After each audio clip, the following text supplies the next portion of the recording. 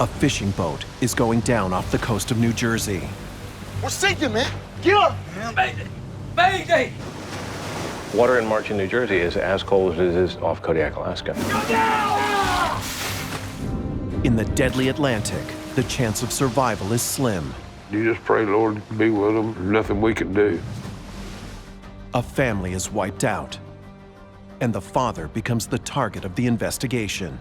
It was a very difficult situation. I'm gonna need to see the modifications to the Lady Mary. Despite what you think, I know what I'm doing. They was trying to put the boat sinking on me. You got to have a strong boat or you'll die. Plain and simple, you'll die. Abandon ship! Go on!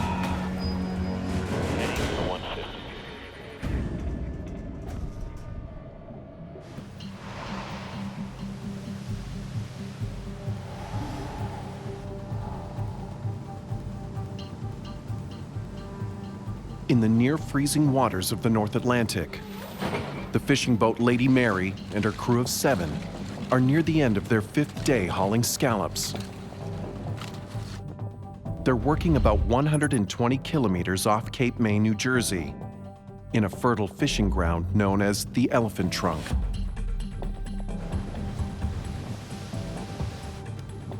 The captain is Royal Smith Jr., but everyone calls him Bobo. Hey, Dad. Bobo, how y'all doing out there? Yeah, it's pretty good, Dad. Good. Your mama been asking for you. Tell Mama we all okay? And we love her. The 41-year-old captain is a third-generation fisherman. His father, Royal Sr., taught him to fish when he was a boy. My boys went out during the summer. They went on the boat with their granddaddy. So, all of them know what to do. All right, Dad. I'll check in with you later. Sound good, son. Sound good. All right. Bobo's father is known as Captain Fuzzy.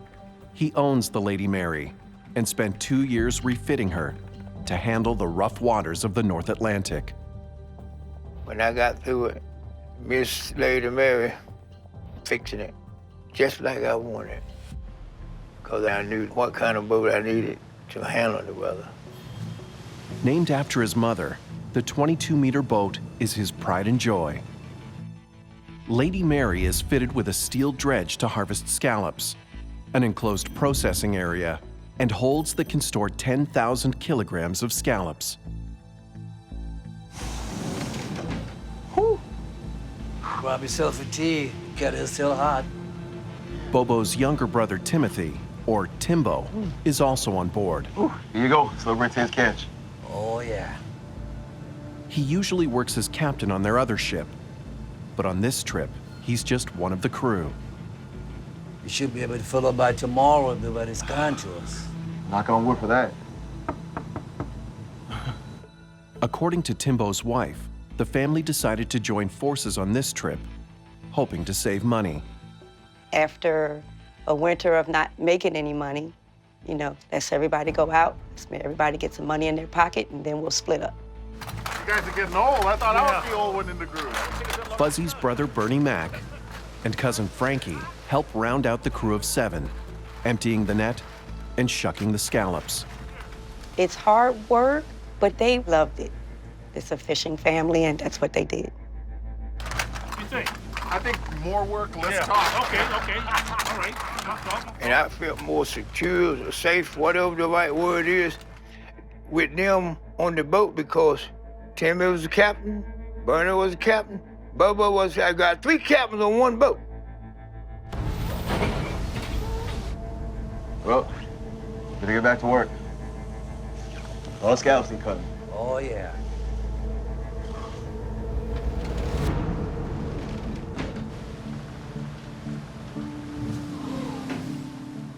Besides Lady Mary, there are other fishing boats working the regulated waters of the Elephant Trunk.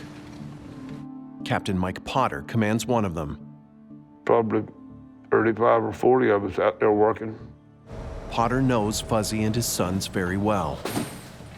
We talk to each other out there. We tell each other what we're doing, try to help each other, Bit of bad weather was coming, but catch was great. We were doing good, doing real well. A full load of sea scallops is worth up to $170,000. Oh. Oh, I think I found one. I think I've got a good one here. Oh, would you come on? Let's go. Out of here. Come on, we gotta get this done.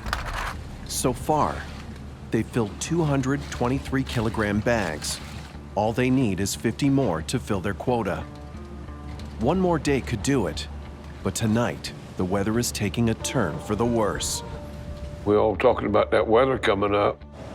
Here comes the weather, and what are we going to do? We all decided to stay. With a quota on their catch and operating costs like fuel, food, and ice for the scallops, it all puts pressure on captains to stay out, even in rough weather. Mario Vittoni is a consultant and marine accident investigator. He understands the difficult choices fishermen have to make. They only have so much time to make their catch, and so the weather doesn't matter. This is my time period, and if I don't fill my boat, I don't make money. It's grueling work, and the very nature of how they harvest the scallops is dangerous. To get scallops from the sea floor, they lower a heavy steel net attached to a frame known as a dredge. It's dragged along the bottom until it's full of scallops.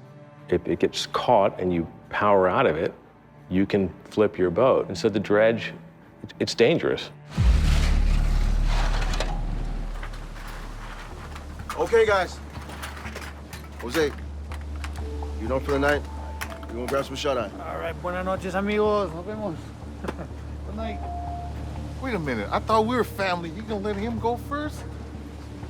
Most of the crew will keep working into the night, all except Timbo and crew member Jose Arias. Jose, who speaks mainly Spanish, has been a valuable crew member for the past 5 years. Rough night? Hey. Yeah, man. Tired, man. I'm tired. Yeah, amigo. Cansado. Muy cansado. Yeah. Work. Go until you drop. Every day. You get you about a 4-hour nap, you get up and go again. Good night, man.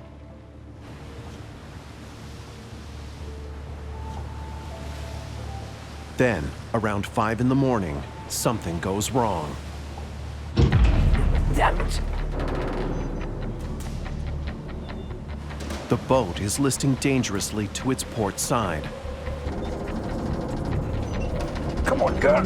Steady up, steady up. Stay with me, girl, stay with me. Damn it! Come on, girl. Captain Bobo struggles to right the ship, but it's not working.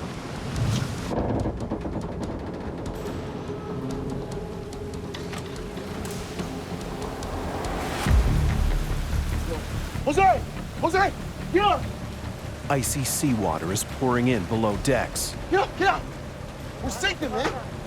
Come on, man! We're sinking! We're sinking! I don't know! They need to get out fast or be trapped. Let's go! Let's go! It's hard to tell why the ship is flooding, but it's clear they're sinking fast. No!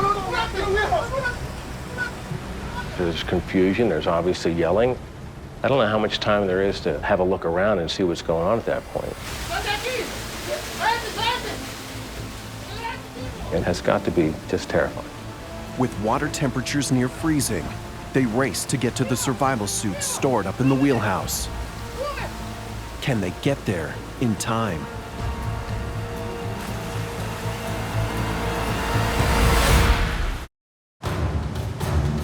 About an hour before sunrise, 7 crew members of the Lady Mary are in a fight for their lives. The boat is sinking in the cold Atlantic. Drop your suit! You need to abandon the ship! Now! Timbo and Jose make it to the wheelhouse and grab survival suits. It's a terrifying moment Jose Arias will never forget. When I got up and went upstairs to put on a suit, the boat was already tipped over and taking in water too much. I got very desperate to the point where I can almost not put on the suit. An immersion suit can delay the onset of deadly hypothermia from minutes to precious hours. Without anything on, Definitely like that. You cannot survive. Come on, guys! Come on! Go! The water in March in New Jersey is as cold as it is off Kodiak, Alaska. And cold water is 5 times more dangerous than water itself. It's not the same thing. Jose and Timbo have got their survival suits on. In these temperatures, those suits are the crew's best hope. The boat is now listing heavily to one side. A third of the aft deck is already underwater. The Lady Mary is sinking. Mayday! Mayday! Just kilometers away, Mike Potter hears a frantic mayday call. I think it was Bobo. Her voice was so shook up, they were screaming. Mayday! It'd give me goosebumps. Yeah. No coordinates are heard in the mayday. Mayday! Mayday! Captain Potter has no idea where they are. It was nighttime, it was blowing, it was foggy, it was raining. I couldn't even see 25 yards. Fishermen try to hail the stricken vessel, but there's no answer. The crew is abandoning ship. That was when the water took me. It happened very fast. I had to throw myself to the water.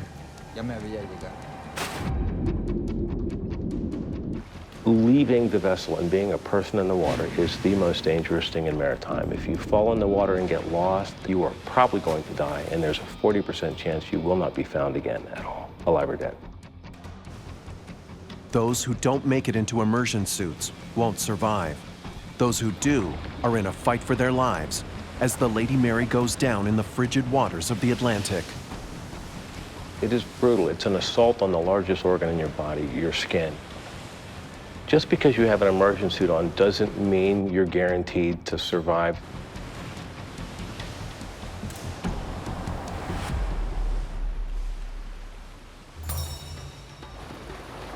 Jose Arias has a stroke of luck. He finds a wooden board and grabs hold. In the darkness, he can hear someone calling his name. Jose! Jose! Timbo! Timbo! Jose! Jose! They were in the water, and they would call back to each other, you know, hey, Jose, you know, hey, Timbo. Jose! Jose, he said, you know, eventually he didn't hear him and call out anymore. Very quickly, you use your ability to move your arms and legs, and that means you can't swim, and that means you're drowning. Alone and losing strength, Jose struggles not to give up hope. I asked my Creator if I came out of this with life, never again would I go back to the work of the ocean. We all were looking for him. I just got over close to where I thought the boat went down, and hopefully when the sun would come up, we would find somebody alive. But you just pray, Lord, be with them. There's nothing we can do. For those in the water, their last hope is Lady Mary's EPIRB, or Emergency Position Indicating Radio Beacon. It activates automatically to tell the Coast Guard where they are.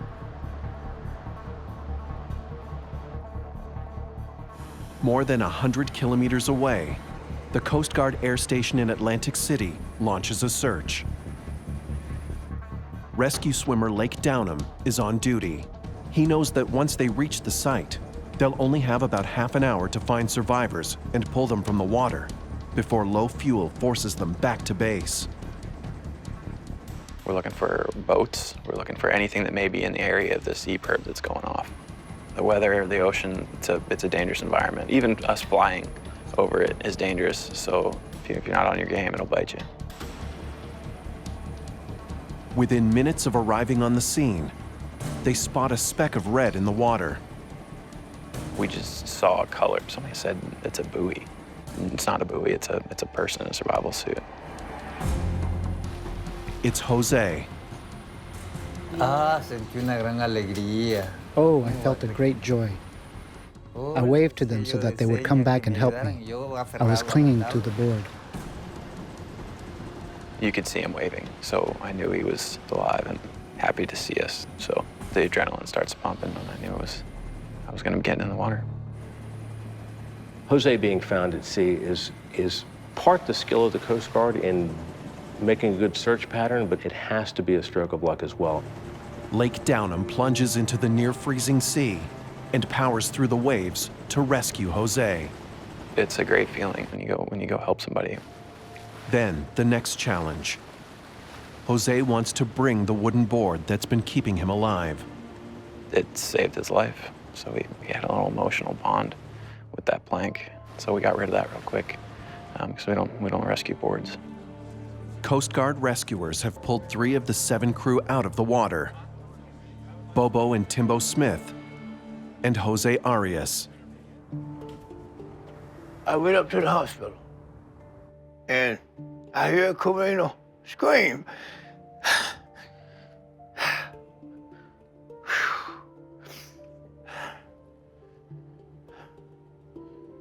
Yep, and I knew then that it wasn't no good news. Timbo and Bobo Smith are gone. I don't want to see him in that position, and I wouldn't go in there.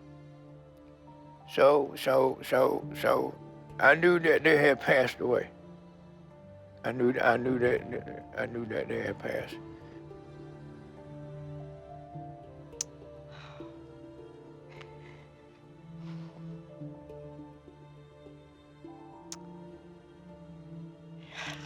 I gotta take a minute. Tim he was the best. He really was. He was my soulmate. They was wonderful boys. My life is empty without them.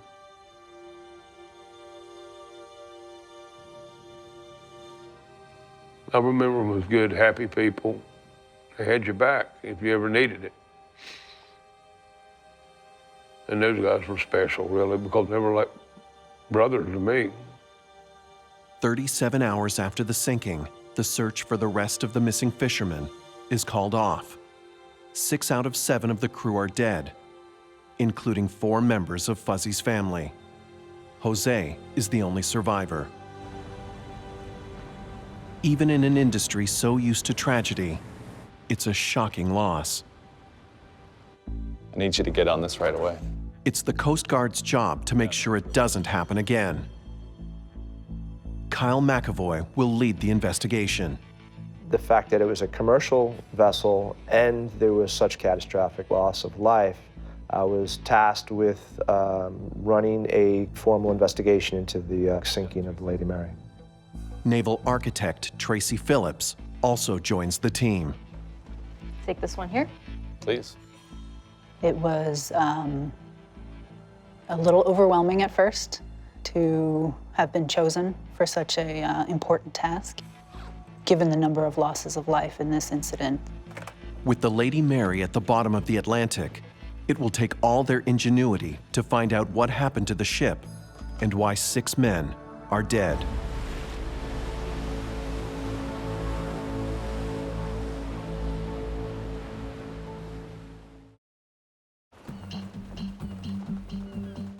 Buenos dias. Thanks for coming in. We have an interpreter for you. U.S. Coast Guard investigators looking into the loss of the Lady Mary have an obvious starting point: Jose Arias. As the lone survivor of the case, a lot of Jose's observations were critical to how we developed things that we wanted to look at from an investigative standpoint. We need you to tell us everything you remember about that day. Jose, necesitamos que nos digas todo lo que pasó ese día. It was really important to get his testimony and understand what happened on the vessel during the days leading up to the incident and then the day of the incident. Jose tells them everything seemed normal when he and Timbo finished their shift. Rough night? Hey. Tired, man, I'm tired. Sí, amigo. Cansado, muy cansado. Yeah. He could hear the sounds of the crew working as usual. He never heard any strange mechanical sounds. He was able to hear the winch that picks up the scallop dredge from his bunk room, and he was able to hear the engines running. The next thing he knew, they were sinking.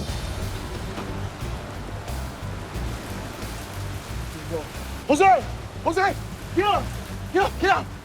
We're sinking, man! Come on, man, we're sinking! We're sinking! Let's go! Let's go! Jose tells them the boat was listing 30 degrees to its port side and flooding fast. He never heard a general alarm. He never heard any types of explosions. He didn't see any smoke. When he went up to the pilot house, he saw the captain, Bobo, at the wheel of the vessel. Drop your suit! You need to abandon the ship! Now! Jose remembers Bobo at the helm, desperate to save the ship. Come on, guys! Come on! By then, it was already too late. When he actually made it out onto the open back deck, about a third of the aft deck was already underwater. The vessel was probably beyond recovery at that point. Gracias. Nada. Thanks for coming in. Placer. Thank you. Por favor, por aquí.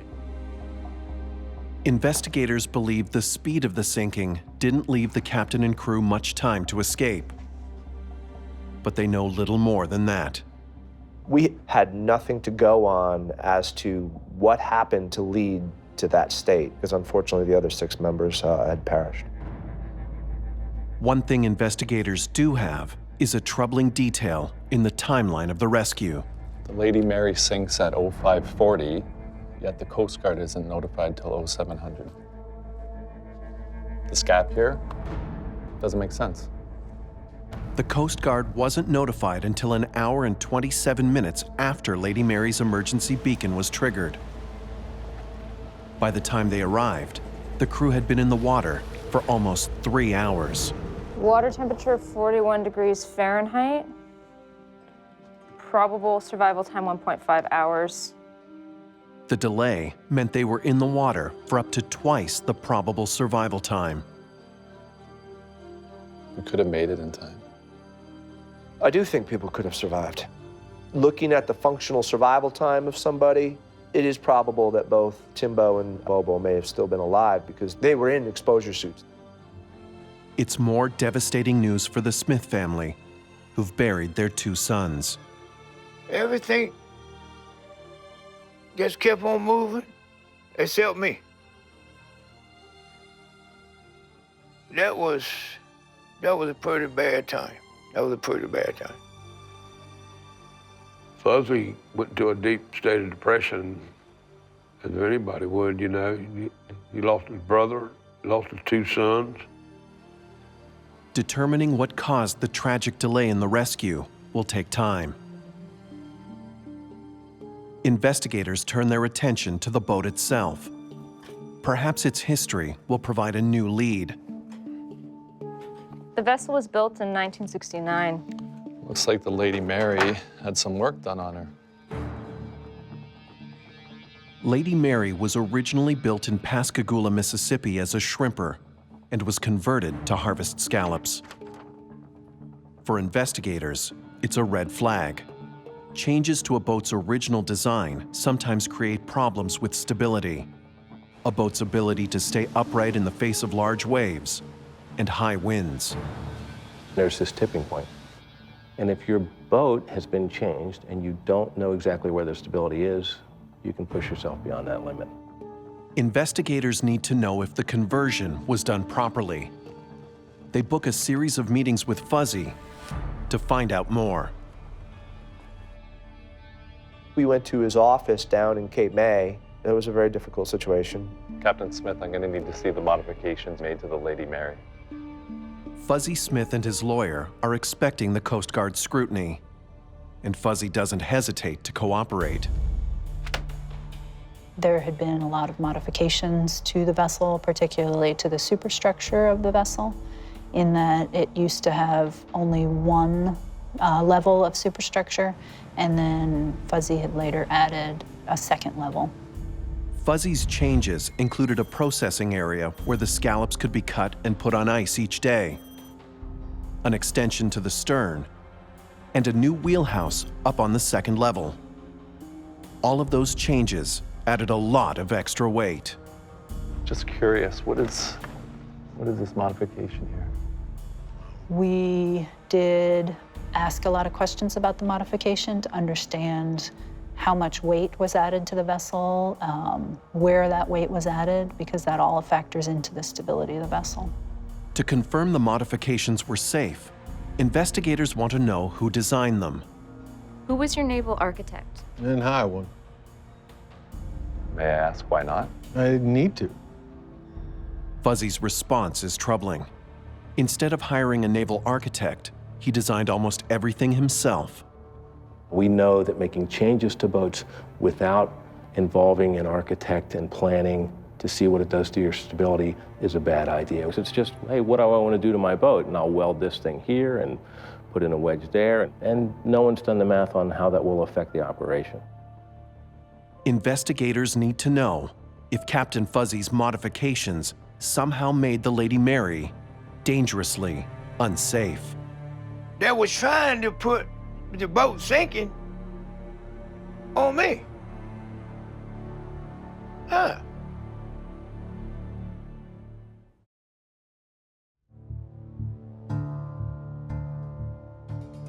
Coast Guard investigators are intensely questioning Captain Fuzzy Smith. Did the modifications he designed cause the Lady Mary to sink? Despite what you think, I know what I'm doing. With all due respect, sir, that's what we're here to find out. I don't know if Fuzzy would always feel that we were working together, and rightly so. You know, here's the government trying to pick apart certain things and understand details that are very, very sensitive. What is this modification here? Man, I was showing them what I done to that boat. I extended the stern. Everybody quieten up, because I knew what I was talking about. I had some concrete to ballast. The more Captain Fuzzy explains what he did, the more investigators can see his changes didn't cause the accident. We can tell that Fuzzy was working hard to improve the vessel and to make it a better ship to work on. You can see it's all in order. Fuzzy added some ballast to the bottom of the vessel at the same time that he added the superstructure. And so we don't have any reason to believe that the stability of the vessel played a factor. Investigators are going to need another lead. What about the dredge? What are you thinking? What if they had some sort of problem with it? There have been incidents where the scallop dredge gets hooked on something that's on the bottom of the ocean, and that pulls on the vessel at a strange angle, and it causes the vessel to roll or capsize. Perhaps the scallop dredge had gotten hooked on something and caused the vessel to sink. The possibility that the dredge caused the sinking fits Jose's testimony that the crew was working when he went below. The only way we could determine that was to get eyes on the vessel. Aboard the Coast Guard cutter Willow, the team arrives at the site where sonar has located a wreck 64 meters below on the ocean floor. Cameras on an underwater ROV will allow them to see if it's the boat they're looking for. There she is. The Lady Mary comes into view. I remember it clear as day. We could see the outline of the vessel. I don't think anybody was talking. We were just all looking down and watching the screen as they approached the vessel. The Lady Mary is upright and appears almost perfectly intact. Up to that point, we had no idea whether it would be sitting upright, whether it would be upside down. So there was a lot of those types of things that kind of helped clarify the picture. Can you get to the stern? They know if the dredge did catch on the seafloor and cause the sinking, it won't be aboard the ship. The ROV came up over the transom of the vessel and looked down on the main deck. And then the first thing we noticed was that the scallop dredge was sitting there on the main deck. It's proof their theory is wrong. Well, it wasn't the dredge. It was a big surprise to us because the initial thought was that the scallop dredge had gotten hooked on something, and so we were immediately able to rule that out as a scenario. And so our next question was, well, what did happen? Can you move in on this? It looks like we got some debris torn off the ship. There's another surprise. That's the rudder. The stern area has a lot of damage. Not only is the rudder torn off, the propeller is badly bent. What on earth happened to this ship? We were not expecting to see that type of damage to the vessel, and so we immediately started trying to understand what would have caused that kind of damage. The water's too murky to analyze the damage in detail. The team's going to need another approach. ROVs can't put their hands on anything. All you get from an ROV is that window of a picture and not the whole picture. And that's what divers can bring back. Enter Steve Gatto, a technical diver with 30 years' experience exploring shipwrecks. He and his team regularly volunteer to help out on investigations. Looking at this wreck in 210 feet of water, sitting upright, not a thing wrong with it. Then I got to the stern, and when I got to the stern, it was quite evident that whatever sank the Lady Mary happened here. There's where all the damage was. Steve is convinced he knows what caused it. The damage that was done to the 5-inch propeller shaft and propeller, kind of a smoking gun for me. In my mind, this was a collision. Investigators now face a disturbing possibility. Was the Lady Mary the victim of a high seas hit and run?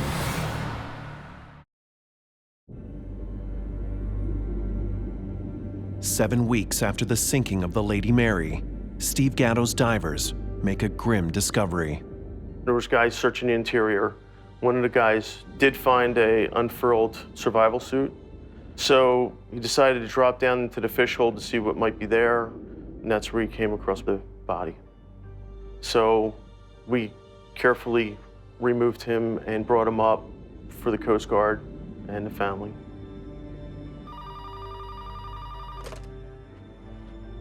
Hello. Yes. It's Bernie Mac, Fuzzy Smith's younger brother. They found my brother Bernie. He was in the fish hole, so I assume he fell in there. The presence of a survival suit close by suggested that he was trying to get into a survival suit and did not have the time. I appreciate it. Thank you.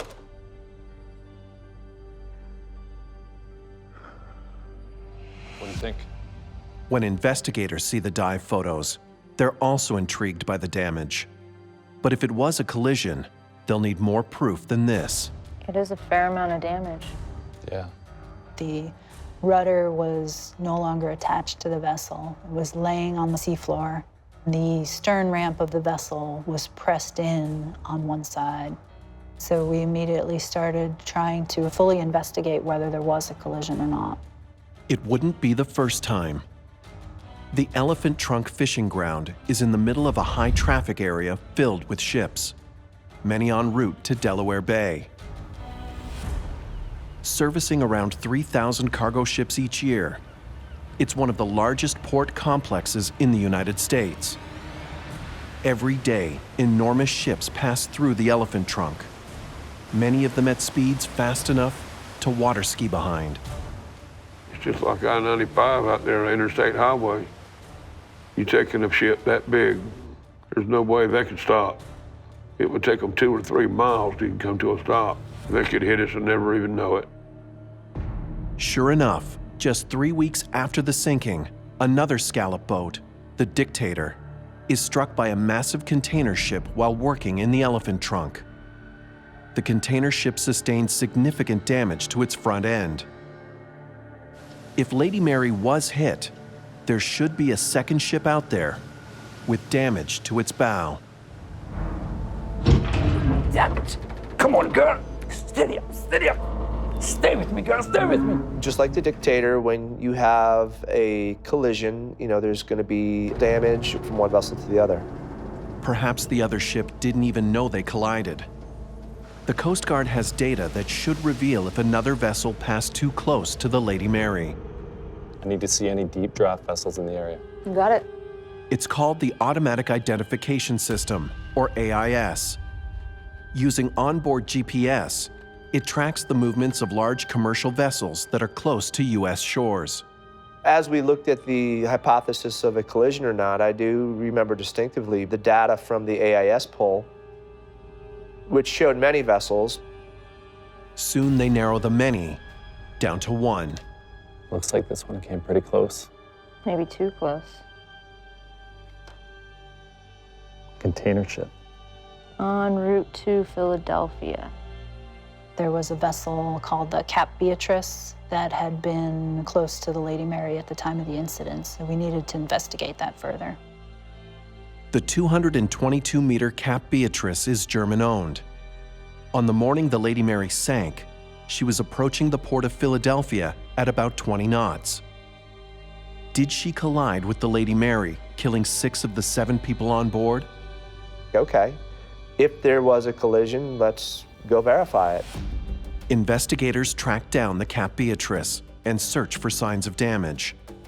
Once again, the results aren't what they expect. This isn't getting us anywhere.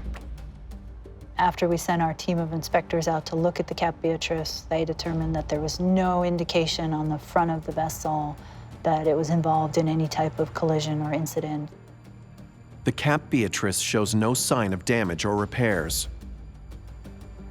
But investigators still have another piece of evidence they need to check. Steve Gatto's dive photos show what looks like a streak of red paint on the damaged rudder of the Lady Mary. Could be paint transfer? Maybe. Just might be onto something.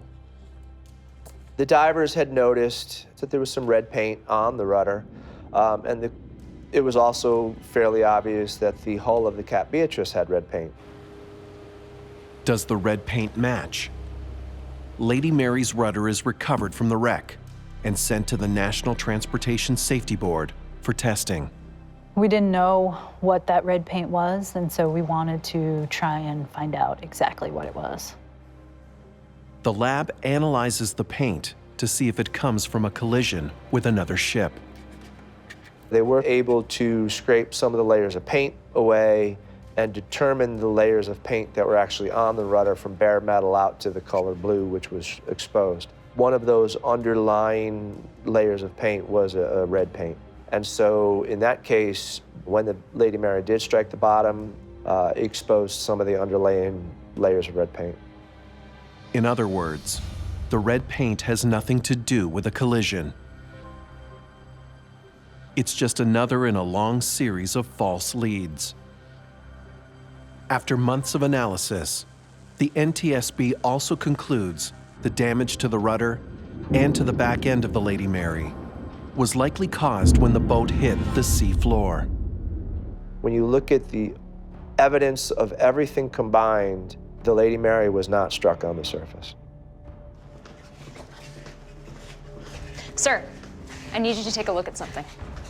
With so many possibilities eliminated, investigators are left with just one critical clue. A detail from the dive footage could be the key to unlock the mystery of what sank the Lady Mary.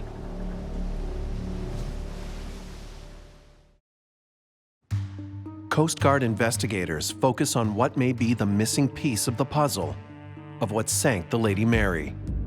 Footage of the back deck reveals a smoking gun. A hatch leading into a watertight compartment is wide open.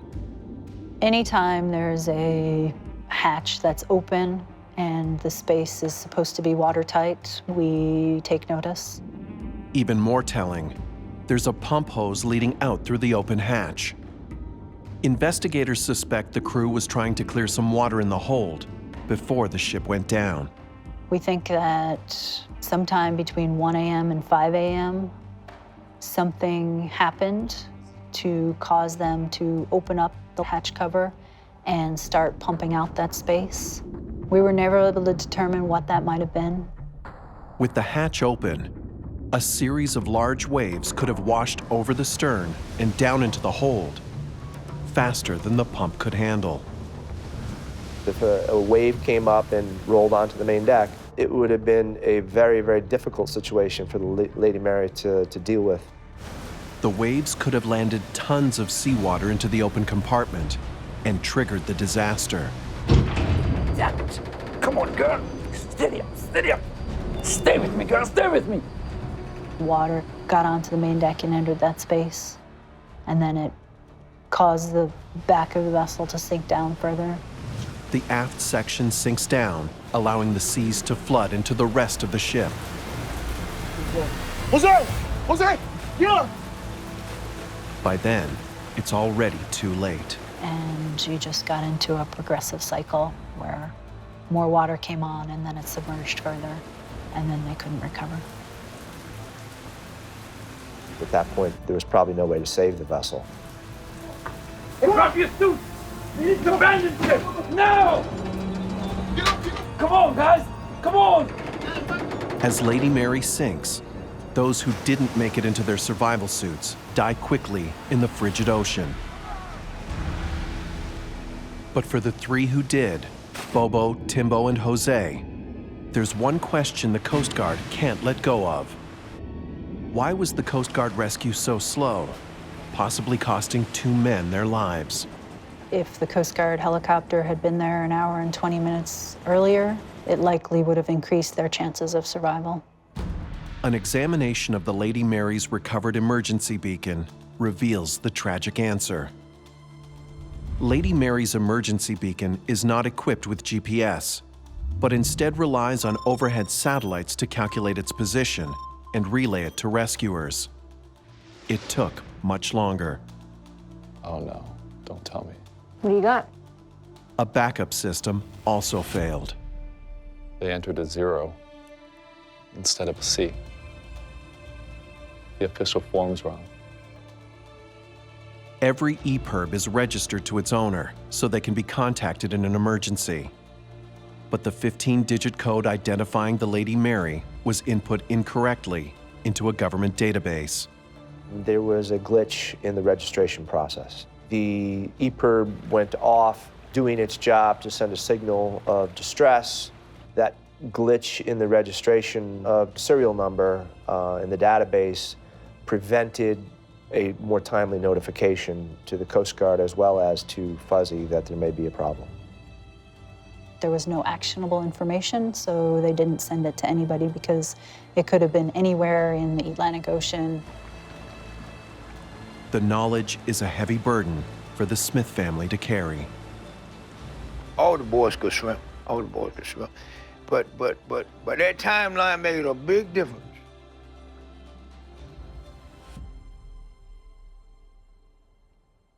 It's hard for me to imagine what Fuzzy was going through. Investigators suspect Jose survived because he found that plank. It helped him keep part of his body out of the frigid water. The final Coast Guard report recommends new standards for watertight closures to prevent flooding. And new federal regulations are introduced, requiring EPIRBs to be equipped with GPS so that distress signals can be traced immediately. Our recommendations ultimately were driving towards helping other commercial fishermen understand what happened so that they could take steps on their own accord to protect their own lives. As for Fuzzy Smith, he's given up fishing, haunted by the last phone call with his son. About 12, 1 o'clock, Bobo called me. Hello. I just calling you, let you know that everything is going fine. When are you due in? He said, well, we got 200 bags. Dad, we got 200 bags. And We got 50 more to get. Well, if our luck holds up, we should have another 50 bags by tomorrow. Love you, son. Good night, Dad. All right. I wonder sometime right today, I should have said, yo, come on in.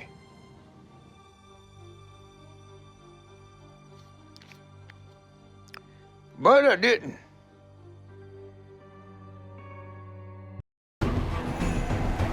A 58-meter fishing trawler is going down in the freezing waters of the Bering Sea. Everybody up! Now! Now! Abandon ship! 47 crew members are fighting for their lives. We're all scared. I was scared. I did have a conversation with God. Okay, I'm just gonna jump in the Bering Sea. It triggers one of the most daring rescue missions in Coast Guard history. We knew that there was more people in the water than we could rescue. It was too far out there. But in this frigid and unforgiving sea, can they get there before it's too late? How many people were gonna die? Not everybody was coming home.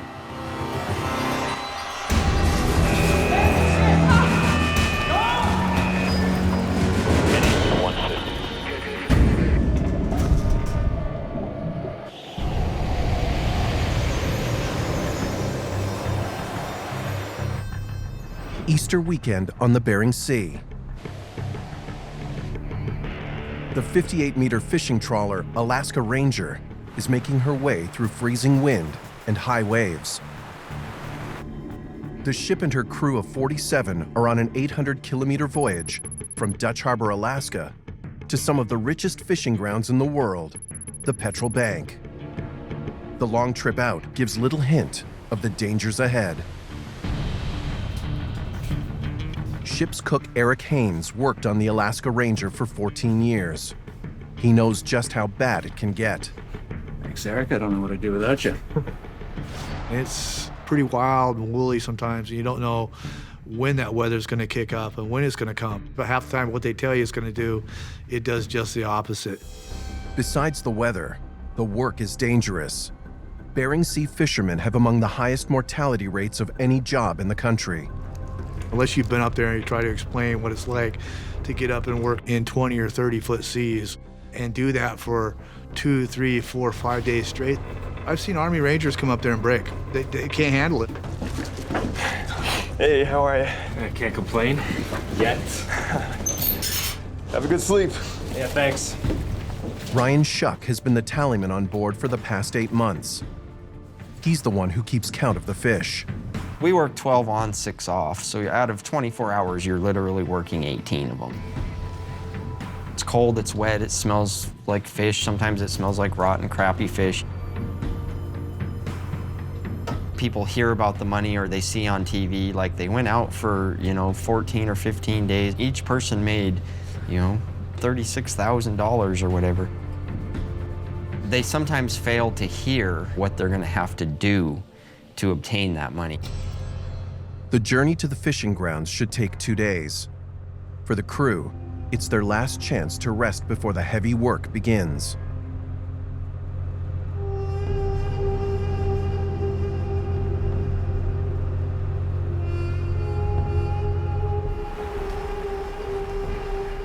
At the end of his watch, Captain Pete Jacobson is relieved by First Mate David Silvera. David? Captain, anything I should know? Not much. Got a 20-knot wind, gusting to 27. Other than that, I'm really tired. You have a good night. Have a good watch.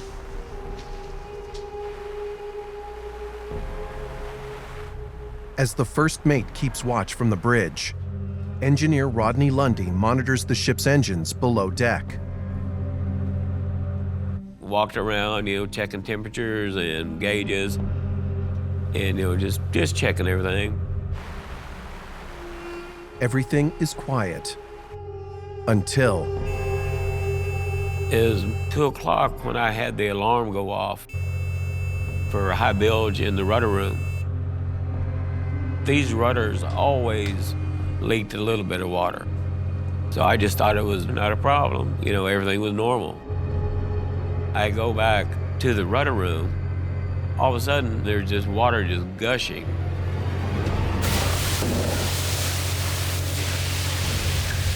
I had just enough time to close that watertight door.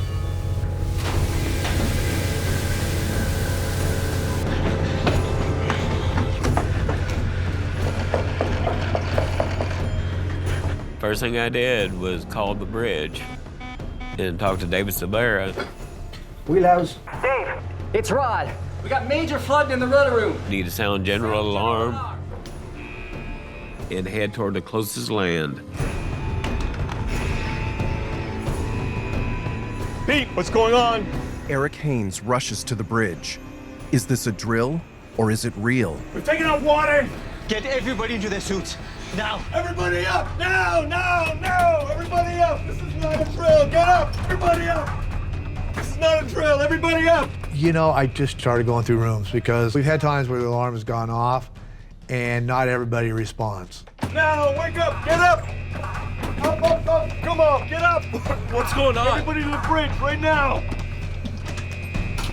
As the crew heads to the bridge, Lundy and a fellow engineer check to see if the flooding has spread to other parts of the ship.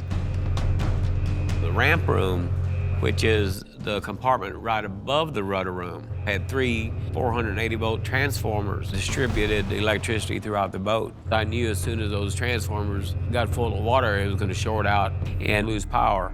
If the transformers go, the power steering goes, and they lose control of the ship. Then I hear this screech, you know, like metal tearing. And then water started rushing up. No. We gotta get out of here, now! The flooding has spread up to the ramp room with shocking speed. Lundy has managed to shut the door, but now there's no way to stop the rising water from reaching the transformers. I had the water contained, but you couldn't pump it out even if you had pump, because it's behind watertight doors.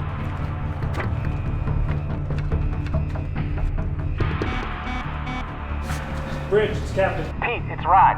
The water's in the ramp room now. It's flooding fast. We're gonna lose power soon. Even more terrifying, Lundy knows the flooding can't be stopped. I said, I can't close that starboard vent cover. If the water reaches that level, it's gonna flood the engine room. We're gonna go starboard hard, and we're gonna sink. Send the Mayday to the Coast Guard. Rod, get on your seat. You get up here now. Mayday! This is Alaska Ranger. Mayday! This is Alaska Ranger. Kodiak Station. Go ahead, Ranger.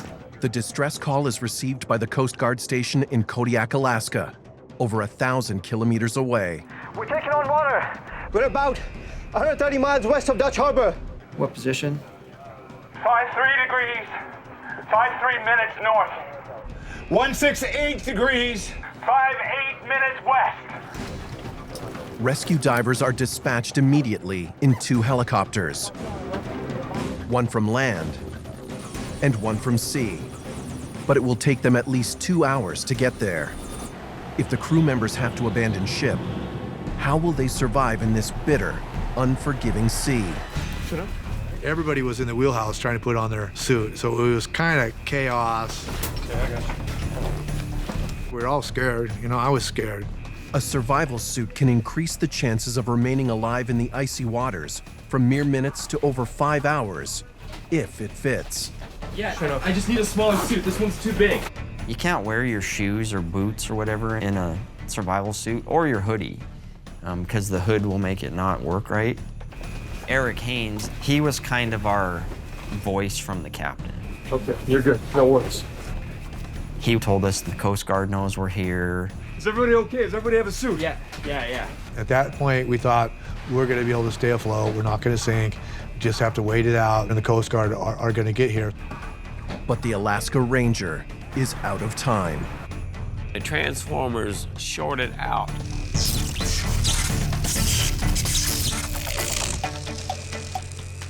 Boat went black. Everything just kind of got quiet. You could hear things popping and pinging. It sounded like maybe parts were blowing through the deck. Some battery lights kicked on. The boat just shifted. the Alaska Ranger begins listing to the starboard side, and her stern is sinking fast. It felt like it was gonna roll over. Abandon ship!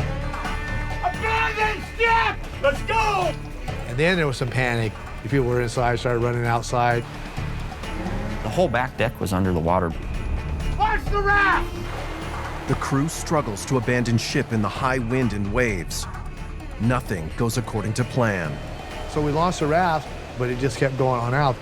I grabbed the painter line, tried to pull it back, and then it just broke away. It was just gone. Let's get going, guys. I said, you're going in one way or another.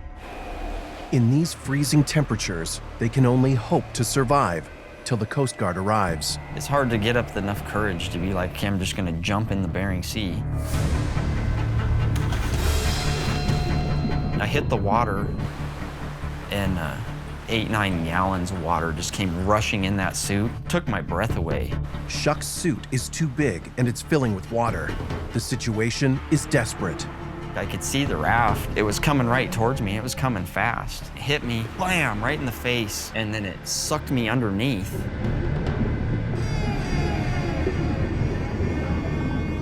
Finally spit me out. Then I seen the backside of the raft going away from me. The raft is gone. So I was kind of thinking, I'm screwed. As Shuck struggles in the water, Lundy's troubles start before he's even jumped in. I seen a bunch of lights bobbing up and down, which were guys floating out in their suits. I grabbed my lanyard on my light, pull it, my light doesn't work.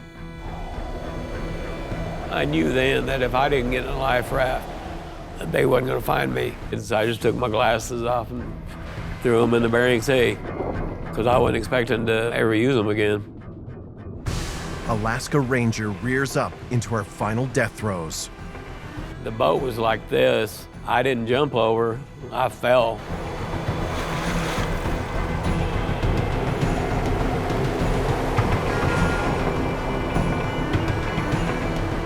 Alaska Ranger is gone.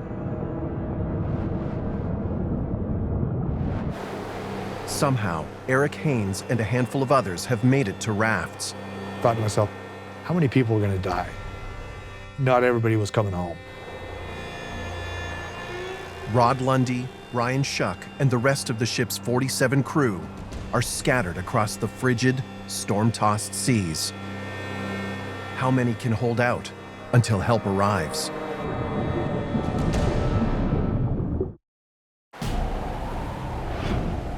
Easter Sunday, 2008. The fishing vessel Alaska Ranger has disappeared into the cold, windswept waters of the Bering Sea. Less than half of her 47 crew have made it into life rafts. The rest are scattered in the freezing ocean. Ryan Shuck's too big survival suit is supposed to be keeping him alive, but it's filling with water. Deadly hypothermia is setting in. It's like a cold like I've never been. My hands were so cold I couldn't feel them. My feet were so cold I couldn't feel them. Probably from like the knees down, I was just numb. I kind of kept keeping up hope and keeping up hope. You know, they'll be here anytime, they'll be here anytime. The closest of 2 Coast Guard helicopters is still more than 30 minutes away. Rescue swimmer Abram Heller knows the longer someone is in the water, the less likely they'll be found alive. 120 miles from land, the water temperature was just a smidge above freezing. We assume that somebody has about 2 hours in a survival suit in those conditions. With 47 people in the water, the Coast Guard faces one of the biggest airborne rescues in its history. I think everybody's mentality is we're gonna do the best we can and we're probably not gonna get everybody, but it was too far out there, so time was a huge issue. From his life raft, Haynes can see his crewmates in the water. But what can he do to help? I was just looking out at what, people that were out there so that we could get anybody that was close by. In a life raft, you can survive for days. In the water, you're only gonna survive for a few hours. In the water, the situation is desperate. Like Shuck, Lundy's badly fitting suit is filling with water. Worse, his strobe light is broken, so no one can see him. It was just complete blackness. I didn't know if I was going up or down or sideways, you know, very disoriented. And then I seen the life raft, and it was coming straight at me, and my suit was full of water. So I couldn't pull myself up into this thing.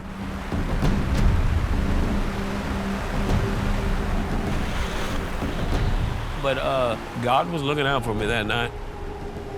But these two guys reached down and pulled me inside that life raft. And I'm telling you, I'd never been more happy in my life. For about an hour, we kept yelling. And we didn't realize at that point probably nobody else was gonna come. They were too far off. After nearly 2 hours in the water, Ryan Shuck is starting to lose his battle against exhaustion and hypothermia. I was just floating around there alone, and after a while, it kind of just got too hard. It got physically really painful. I was just gonna unzip that suit, let it fill with water. I did have a conversation with God and just let my parents and, you know, I had a daughter, just let all these people know that, like, I'm okay going out like this. You know, I'm cool with it. I gave myself kind of a timeline in my head, like, you know, next 10, 15 minutes, you know, what the best of my calculations, I'm just gonna do it. And then all of a sudden I could hear it real faintly, the helicopter sound. It flew right to me, shined its light on me. I was doing this, and it picked the nose up and it took off. I was thinking, now what the hell? Just when Shuck thinks he's going to be rescued, the helicopter moves on. The Coast Guard needs to establish how many survivors are in the water before they can begin the rescue. The first helicopter, when they arrived, the survivors were spaced a few hundred yards apart. About half of them were in 2 life rafts, and the other half were free-floating in survival suits in the waves. I mean, the first thing we heard, just this loud, just drone, just kind of coming over. You just knew what it was. And we waved to them. We're okay. Go get the other guys. You know, we knew those guys needed the help right away. The plan is to rescue those floating farthest from the center first and work their way in. Ryan Shuck is among the first they hoist to safety. And then it came back to me, and then it shined its light at me again. And then I seen the rescue swimmer coming down on a line, and he hit the water. He kind of spun me around, put my back to him, and pulled me. And me and him were gonna go up together in the harness. I was the first one out. Soon after Ryan Shuck is rescued, Abram Heller arrives in the second helicopter. And I remember kind of looking around and realizing the enormity of the situation. We knew that we were biting off more than we could chew. There was more people in the water than we could rescue. The first helicopter can only handle 12 survivors.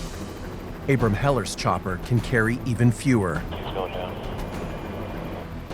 It means they'll have to do several trips to drop off survivors on the Coast Guard cutter Monroe. I swam up, communicate with the guy, signal, ready for pickup. They'd lower the basket as close to us as they could, and I'd put the survivor in, and up he would go. And move to the next survivor and do it again. Heller and the Coast Guard rescue team work non-stop for more than 5 hours to pull more men from the water.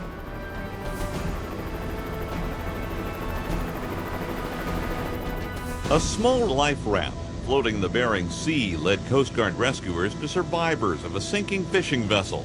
The Alaska Rangers started taking on water when the crew radioed in a mayday. Understand you are flooding, taking on water in the stern. Understand 47 persons on board. Despite a long search that stretches into the following day, one crew member is still missing. The Alaska Rangers' sister ship, the Alaska Warrior, joins the Coast Guard cutter Monroe in search and rescue efforts and helps with the grim task of collecting bodies. It's rewarding for sure. It's not all days like the Alaska Ranger. That's, 10 times bigger than anything else I'll do the rest of my career for sure. In the end, rescuers saved the lives of 42 crew members from the Alaska Ranger and find the bodies of 4 more who didn't make it. The 5th crew member is missing. His body is never found. The hardest part of the whole scenario, the whole accident, was dealing with the casualties. You know, especially because I knew some of those guys really well. You know, the 5 people died. Good guys that did some pretty cool stuff out there that helped people helped each other out there. A lot of people helped each other.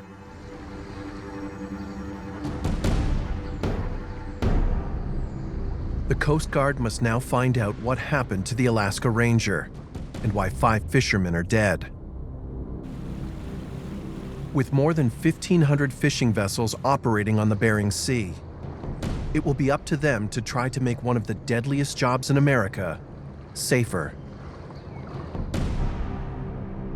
Captain Michael Rand is appointed to chair the highest level of investigation the Coast Guard convenes, a Marine Board of Investigation. The goal of the Marine Board, like any investigation, is to find the root cause of the casualty, but to also look at all the circumstances involved. What caused the vessel to be in a position that it would have had this casualty?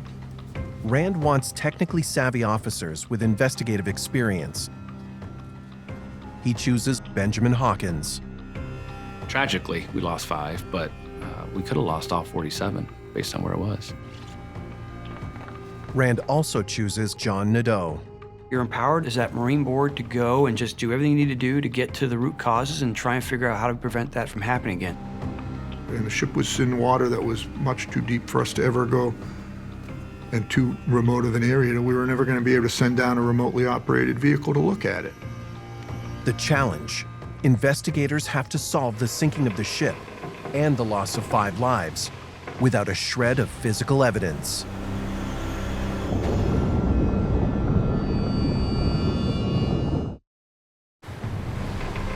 The fishing vessel Alaska Ranger is at the bottom of the Bering Sea. Unable to examine the ship itself, Coast Guard investigators try to determine what caused the sinking and the deaths of 5 crew. The only evidence we had was a testimony of the witnesses and survivors. To start to collect their testimony and to hear what they had to say. The longer time goes by, the more the story changes in their mind, whether they know it or not.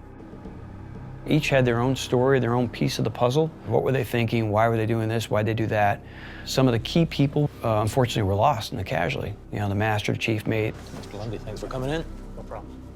Rodney Lundy's testimony could be critical. He's been with the ship more than 10 years, and he's the one who found the flooding. One of the first objectives was to determine what caused the flooding. Well, after the alarm went off, I made my way back to the rudder room. Lundy has a terrifying story to tell. He describes the mysterious flooding in the rudder room and how it spread so fast. It's like a wall of water. It's like nothing I'd seen. We had to have lost a rudder. He thought the rudder had fallen off. Lundy remembers the rudder needed repairs just hours before the disaster struck. I explained to him that the rudder was leaking, which it had been all day long. So I had to grease it with like 7 gallons of grease. And that's not normal. Hours later, the flooding looked like it was coming from the exact location of that leaky rudder post. Wheelhouse. Dave, it's Rod. I explained to him we dropped the starboard rudder. Sound the general alarm. Losing a rudder fits. It would explain the flooding in the stern of the ship, and also what happened next. Steering not responding. Moments after the flooding began, the captain lost control of the ship. Is it because the starboard rudder fell off? It had to be a rudder. Given the size of the rudders, if you did lose a rudder, that would cause some pretty significant flooding back there quickly. So that seemed like a plausible scenario. Losing rudders, it's not something you hear of every day. So it was something that we needed to look at. You start saying, well, how do you lose a rudder? To answer that question, Rand turns to Coast Guard investigator and engineer Ken Olson. Let me show you. I had worked with Ken off and on through the years. I knew that he was a very thorough and detail-oriented investigator. All right, let me show you. Now, Olson immediately doubts it was a dropped rudder that caused the disaster. The rudders are designed not to fall out. It had about a 12-foot rudder post coming up out of the rudder through the hull. This is the rudder configuration? And then on top of the rudder is a tapered area. It forms a very, very tight interference fit is what they call. The rudder is held in place by a carefully designed assembly consisting of more than a dozen different parts. Even if it was loose and leaking seawater, Olson can't believe it would fall out. It's secured pretty heavily, and the likelihood of it coming apart by itself would seem to be very unlikely. It's impossible, simply because too many things had to be compromised for the rudder to drop. So we weren't convinced that the rudder had fallen off. There was something else back there flooding. If it wasn't a lost rudder, whatever it was, allowed enough seawater in to sink the 58-meter ship. According to Lundy, he shut the watertight door. So how did the flooding spread? Flooding should be contained. Maybe lose equipment, but you shouldn't sink. So you start wondering, well, why did it keep flooding? Why did flooding progress? We need to know a lot more about this ship. The investigators can't get to the Alaska Ranger for clues, but they can get to the next best thing: her sister ship, the Alaska Warrior. The two are almost identical. The Alaska Warrior was also owned by the same company, and so arguably was maintained in a similar condition to what we might have found the Alaska Ranger. They examine the Alaska Warrior, and what they find is troubling. You get a sense for how they operate, how the vessel's maintained. Watertight doors, which only work if they're secured and closed, would be tied open. So if your doors are open like that, well, obviously you're not going to be containing the flooding. Another door left open? I mean, you just looked around the door frame and you see like a 2-inch pipe through the bulkhead that had nothing flanking it off. I mean, it was an open pipe penetration that exposed the rudder room to the rest of the engineering spaces. And then we actually had holes in the bulkhead where she had just rusted through. Shoddy maintenance, holes and watertight doors tied open. They don't explain how the flooding started, but they certainly show how it might have spread to the rest of the ship. As we're looking at the Warrior, it just pretty much validated what we already suspected, that the Alaska Ranger had poor watertight integrity. Investigators now have a solid theory about how the flooding spread, but they still have no idea how it started. They interview Ryan Shuck. He worked on the Alaska Ranger as a tallyman counting the fish. Is he aware of any part of the ship that may have been damaged or leaking? The hull, maybe. I know it took some damage on our trip in that ice. Shuck describes an incident earlier that year. We might have gotten damaged then. We were fishing out in the solid ice where it was frozen like a lake. Fishing in icy waters is common practice on the Bering Sea. It's dangerous, and captains need to exercise caution. But according to Shuck, that's not what happened. We were going full speed. I mean, I don't know how fast that boat goes, 12 knots or something, but that's way too fast through that ice. You could hear it, it just went. We knew that she was not built to operate in ice. And depending on what types of ice she was operating in, there was a possibility that she damaged the hull. Investigators wonder, why would a seasoned captain risk damaging his ship? What Shuck says next takes them completely by surprise. The fish master, while he was on the helm. The fishing master? Yeah, Kono. He took us through. What they've just heard is about to move the investigation in a whole new direction. If someone else on the bridge was calling the shots, not only is it dangerous, it's also against the law. The Coast Guard investigation into the sinking of the Alaska Ranger has heard troubling testimony from her crew. It seems not only was the ship driven recklessly through the ice, but the person driving the ship wasn't authorized to do so. Get your signature on these real quick. Kono, the fish master, I actually had a lot of dealings with him being the tally person. He picked where we fished. Fishmaster Satoshi Kono's job is to find the richest fishing areas for the ship. But investigators learn on a previous voyage, Kono also took control of the ship. How much longer till we're out of this ice, you think? Not too long. You'll get that. Might have had some damage then. When we heard testimony from crew that the Fishmaster was in charge of the Alaska Ranger, it immediately sets off red flags for the Marine Board. That certainly flies in the face of our regulations, and that any idea that somebody else is directing the movements or the operation of the vessel is not acceptable. It was against regulations for the unlicensed Fishmaster to take control of the vessel. For one thing, it could make the crew dangerously uncertain about who is calling the shots. Thanks, Eric. I don't know what I'd do without you. Theoretically, the captain's supposed to be in charge of the boat. As far as the Coast Guard is concerned, the captain's in charge of the boat. You done with that? I'm heading back down. Yeah, thanks. But the Fishmaster on these boats is like the head guy. You don't mess with him. Find us the fish, buddy. Find that money. Yes, yes. There's no evidence that Kono was controlling the ship on the day of the disaster. But it's a worrisome sign that regulations weren't always being followed. Here and here. That's where we start. Let's have a look. Was the Alaska Ranger taking other chances to get to the fish? It takes a couple of days. Be better to get there faster. We're there to make money. So everybody wanted to be the first out there, first fishing, and beat the other guys. On the day of the disaster, the Alaska Ranger left port at about 12 o'clock. Several hours before their sister ship, the Alaska Warrior. Well, normally you go out there with another boat because if something happens, there's somebody close by to give you either the aid, whatever you need. That far, we always went with somebody else. But for whatever reason, we didn't want to wait.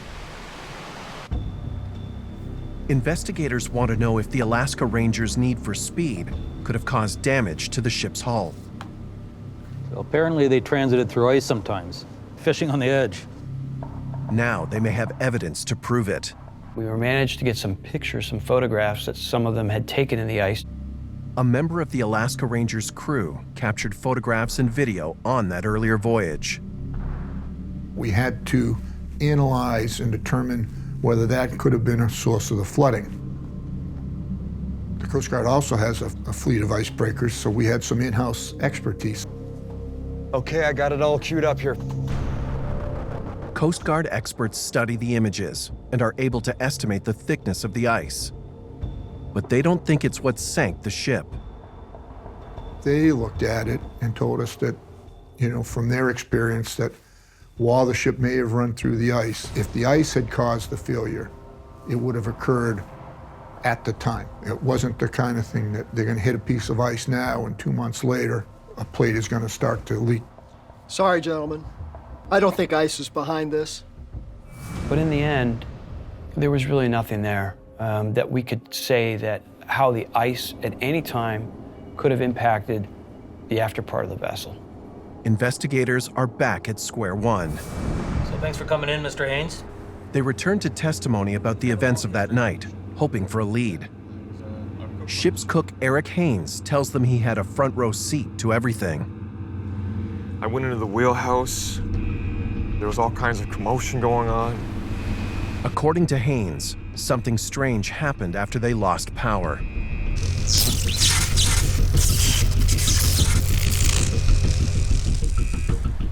The ship started moving in an unusual way. All of us just lunged forward like this. What would cause that? When you start losing power, what's going on? So after that, I went out to get the rafts because Captain Pete said we were going down. When Haynes launched the raft, it unexpectedly pulled away, moving beyond the front of the ship. And that rope just took off, right through my gloves, right through my hands. Why would that happen? That makes no sense. Why is a raft shooting past the bow? Investigators know the bizarre movement of the ship and its life rafts could be the clue they've been looking for. It may finally explain what happened on board the Alaska Ranger moments before she went down. Investigators have heard the Alaska Ranger appeared to be moving away from her life rafts moments before she sank. They believe it might explain why the ship went down so fast. Hey, I've got the plans. Okay, let's take a look at this. We started to look at the design of the ship and try and figure out, okay, what was going on. The team starts by collecting technical plans of the ship's propulsion system. The Alaska Ranger had controllable pitch propellers. These propellers can shift into reverse without changing their direction of rotation. Instead, changing the angle of the blades determines whether the boat goes forward or backward. But there's an unusual feature on this propeller that's of particular interest to the investigators. The blades are kept at the correct pitch by electric motors, but if the power is interrupted, the pitch of the blades can drift into reverse. We were able to determine that should it lose power, the controllable pitch propellers would go full astern. Let's go! Launch the raft! After the electrical power went out, the engines were still running, driving the ship in reverse at the worst possible moment. When Eric, the cook, launched the raft, he saw it go shooting past the bow. And then that's when we realized that the ship was going full astern, and they didn't know it. With the stern compartments flooded and riding low, driving backwards would have buried the rear deck into the oncoming seas. As soon as she started backing down, you would expect the master to have killed the engine so that she wouldn't keep doing that. That didn't happen. And the master may not have had any idea. We don't know. We never were able to ask him. Abandoned ship! Abandoned ship! Let's go! Whether the captain was unaware or unable to shut down the engines, investigators now know why the attempt to abandon ship went so badly. But they still have no idea what triggered the flooding in the first place. We were struggling. We knew that it happened in the stern. The flooding had started in the stern, but we really couldn't find that one piece of evidence that gave us that, aha, this is what it is, this is where it came from. With the formal hearings over, the Marine Board turns their focus to the ship. So on one hand, we approach the investigation from the standpoint of collecting testimony from all the surviving crew members. And that kind of helps us build a story of what happened. But in a similar manner, we have to rebuild the story of the ship itself. And it's often laid out in the plans of the ship and the modifications that were made along the way. They subpoena the owners of the Alaska Ranger for their files and start digging through her service record looking for clues. Was there a weakness in the ship's structure, a faulty repair or modification that could have triggered the disaster? So she was built in Louisiana to supply the oil rigs. The Alaska Ranger was built in 1973. And at some point, she was bought and converted into a fish processor. Records show that over 45 years in service, the ship underwent numerous modifications. What the impacts of those modifications might have been on the vessel and how they may have been part of the loss is something we need to piece back together and reconstruct. Once again, investigators turn to engineer Ken Olson to see if something's been missed. As Olson searches through the ship's maintenance records, he notices something intriguing. Over the years, a series of small fractures have been repaired in the aft section of the hull. Olson wonders if they could be related. It clearly pointed that there was a lot of stress and strain on the aft end of the vessel. Then he gets a lucky break. He discovers a photograph taken during one of the repairs, showing where struts connect the ship's propeller ducts to the hull. In that photograph is a guy welding on one of the struts. Wait a minute, why would they have to be welding on the struts? And you ask yourself. Now that's weird. These struts have no moving parts. They almost never have to be repaired. Olson thinks he may have found the smoking gun. Got it. If he's right, it could finally explain what happened to the Alaska Ranger.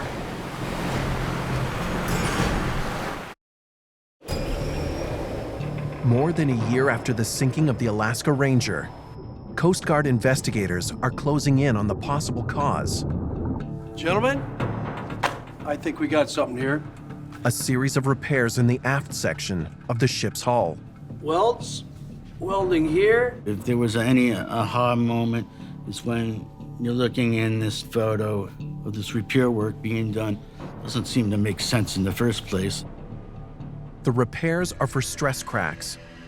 Ken Olson thinks they may have been caused when heavy steel propeller ducts were added to the ship.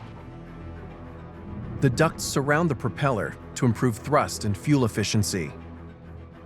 Extremely heavy, they can weigh more than a ton each. The struts that hold the ducts in place need to tie into the internal structure of the ship. If they're attached only to the outside surface of the hull can weaken and fracture. Perhaps the unusual repairs were done to fix a botched installation. Here are the modification plans. Olson has searched the records. A He found plans for 2 different methods to safely attach the ducts. and B. So which one did they use? Neither. So the struts weren't welded into the frame? No, sir. Rather than going through the hull up into the structure and the beams, they just attached it right to the outside of the hull, which is not a good way to hang it. Now you have something that's subjected to a lot of vibration by the rotating propellers. And eventually these welds that are holding it to the shell are going to start to crack. And then we looked at the maintenance records, realized that they had done repairs around the nozzles almost each time the ship had been in dry dock since they'd been installed. If the weld on the starboard strut gave way, it would have torn a hole in the same area in the rudder room where the flooding began.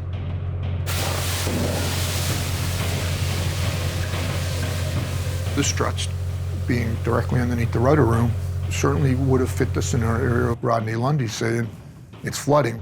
The location of the strut weld is so close to the rudder post that even a seasoned crewman like Rod Lundy could have mistaken the source of flooding. Wheelhouse. Dave, it's Rod. We got major flooding in the rudder room. Sound the general alarm. I still kind of remember that day when we're like, it's this. This has got to be it.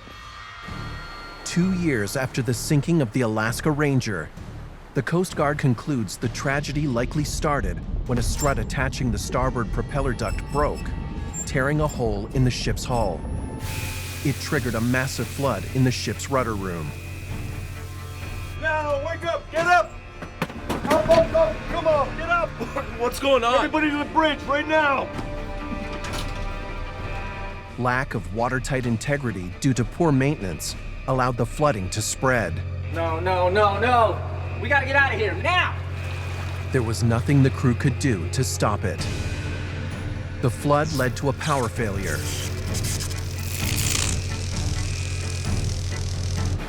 Which caused the controllable pitch propellers to shift into reverse. As the ship buried itself into the sea, the captain was either unaware or unable to shut off the engines. The boat was going in full astern. We were digging our own grave. It condemned 5 men to their deaths in the icy sea. In their final recommendations, the Marine Board of Investigation takes direct aim at fishing companies with poor maintenance standards that put crews' lives at risk. One of our primary conclusions was the Coast Guard had to go back and seek more legislative authority to be able to require fishing vessels to be inspected by the Coast Guard to determine that they are being maintained properly, that they're going to be safe for the people that are sailing on them. The Alaska Ranger got a lot of significant attention and has, I think, really helped improve the safety of some of these vessels, these older fishing vessels that are still out there. We know that some of those fishermen going to sea are safer now than they were before. But that said, you know, we're tireless about pursuing safety, and we're not going to stop until we know that people are safe at sea. The story of the Alaska Ranger is one of tragedy marked by the loss of 5 men. But it is also the story of survival and daring rescue. Once I got home, it was like I used to be a fisherman and that was cool, but I also knew I never was going to do it again. I love that boat. I mean, it was like a piece of me went down with the Ranger. I look back and it kind of haunts me a little bit. The guys that didn't come home.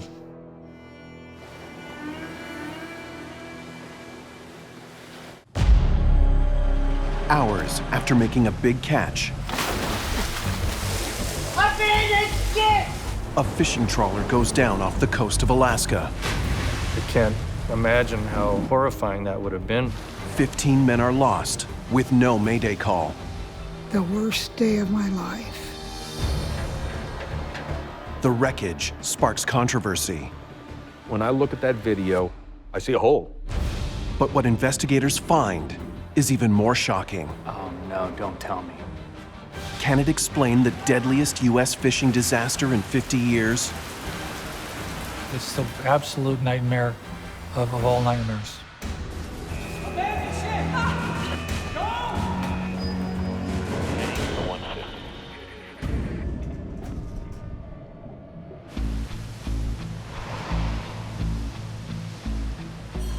More than 600 kilometers off the coast of Alaska, a 28-meter fishing trawler, the Arctic Rose, is working in the stormy waters of the Bering Sea. How's the weather looking?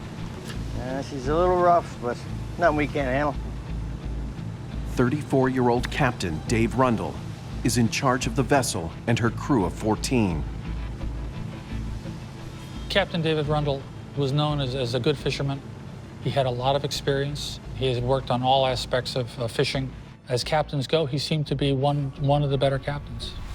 Arctic Rose is one of thousands of vessels lured here every year by the lucrative fishery.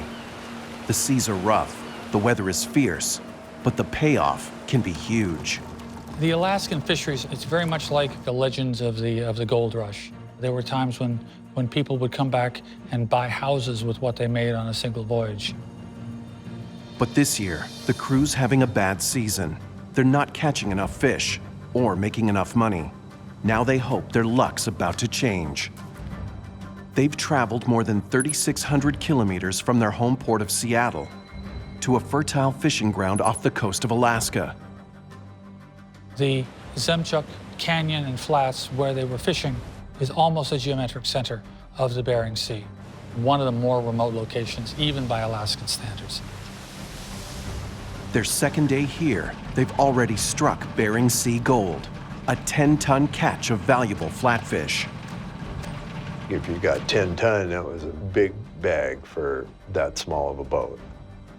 And you're happy if it was all the stuff you wanted. Well, at least we're on the fish. Yeah, better late than never. We may actually get paid here. They're hoping for more of the same tomorrow. Mike Hastings was the previous captain of the Arctic Rose. He knows just how quickly a fisherman's luck can change. Fishing in general is a gamble. You gamble your entire life, your livelihood, your house, everything on what you're going to catch during any given season. So what are you thinking for tomorrow? I think we stay put. Here, take a look at this. Captain Rundle's plan is to hold their position overnight so they can drop their nets in the same place tomorrow morning. We just keep jogging in the same spot. Yeah. You know, I mean, if it ain't broke, right? Don't fix it. You got it. To stay on the money, they'll need to turn their boat back and forth in the heavy seas. It's a maneuver they call jogging. It's a fine art to jogging. In big waves like that, if you go down too fast, you can bury the bow in the wave and then you can break out your windows. It's not rocket science. but it's easy to make a mistake. According to his parents, Rundle always had a knack for catching fish. Davy loved the adventure of the sea, the hunt, the chase, you might say. People liked him, they listened to him, and it's true, he was very good at finding fish. Rundle and his first mate, Carrie Egan, are experienced seafarers, but most of their crew are completely green. Hi, fellas. What you betting here? When they signed on for the season, many had never even fished before or worked in what's rated as one of the deadliest industries in America. It's quite dangerous. The whole being in the Bering Sea is not a picnic by any way, shape, or form. If you screw up, you don't make it back. You gotta be tough.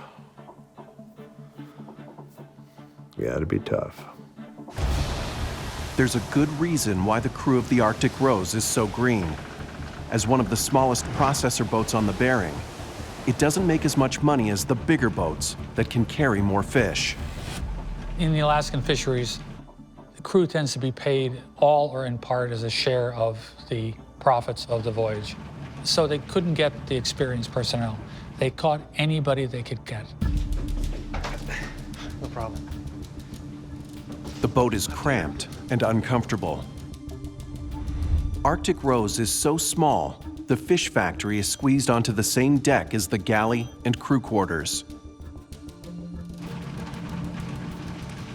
20-year-old Jeff Meinke is the youngest crew member aboard.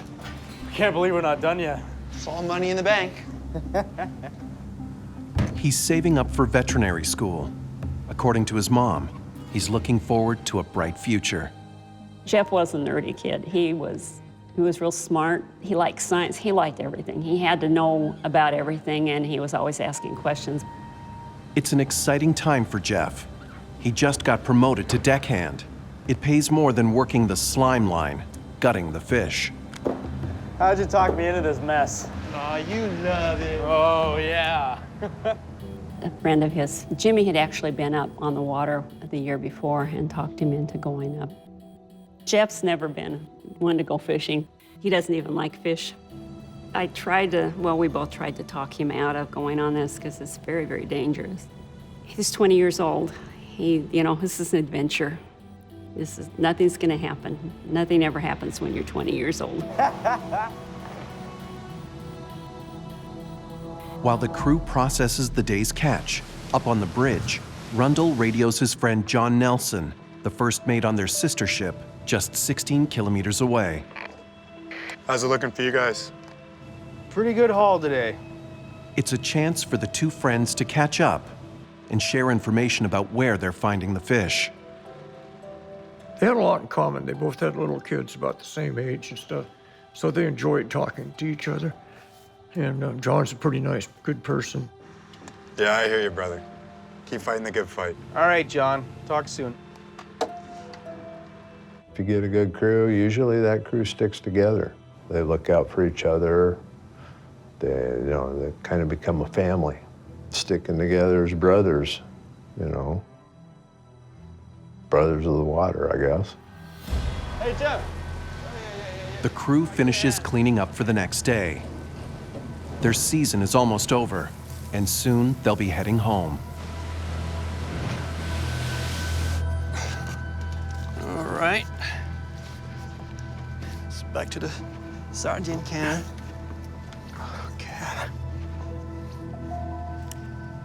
On the bridge, they're changing shifts.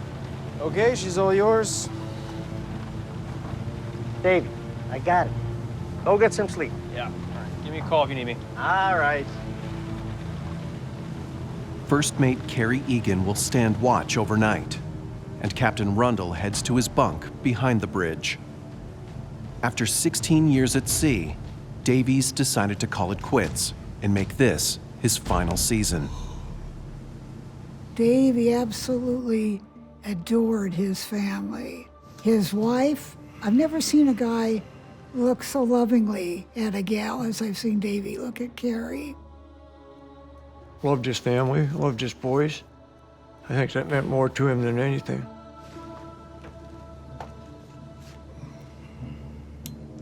It's gonna be a rough night. Sometime after midnight, the weather starts to turn. The winds get stronger, and the waves begin to build. Mike Hastings was out on another ship, not far away. The night was nasty. We had good 15 to 20, maybe 24 footers. It was blowing 45 to 50 miles an hour. I imagine it was quite nasty where they were. Then, around 3:30 in the morning, something isn't right. But all of a sudden, it takes a large lurch. What's up? And they're thrown out of their bunks. What's happening? Who's running the ship? The crew knows they're in deadly danger. Get up! Get on your feet! Davey!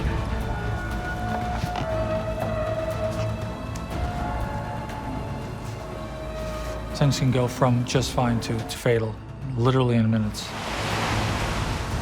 Icy seawater is surging into the boat. We need to get her upright. Go try you!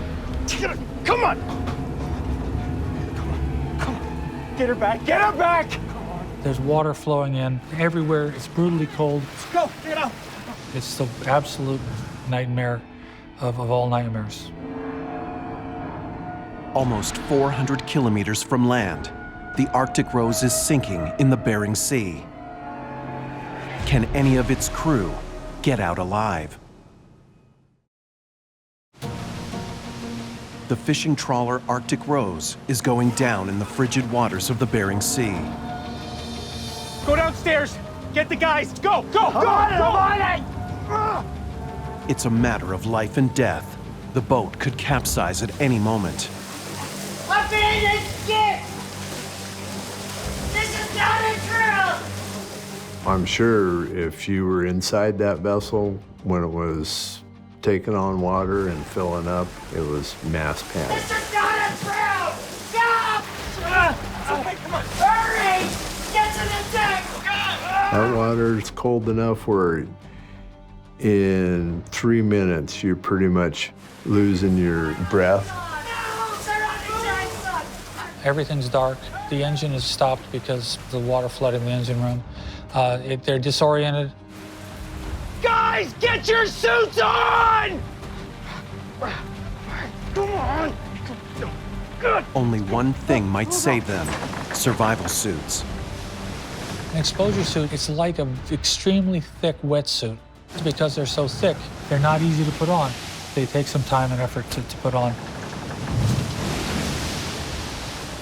For the crew of the Arctic Rose, that time has run out.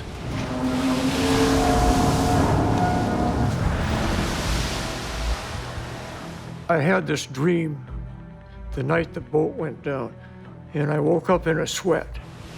I actually saw the boat like it was going down.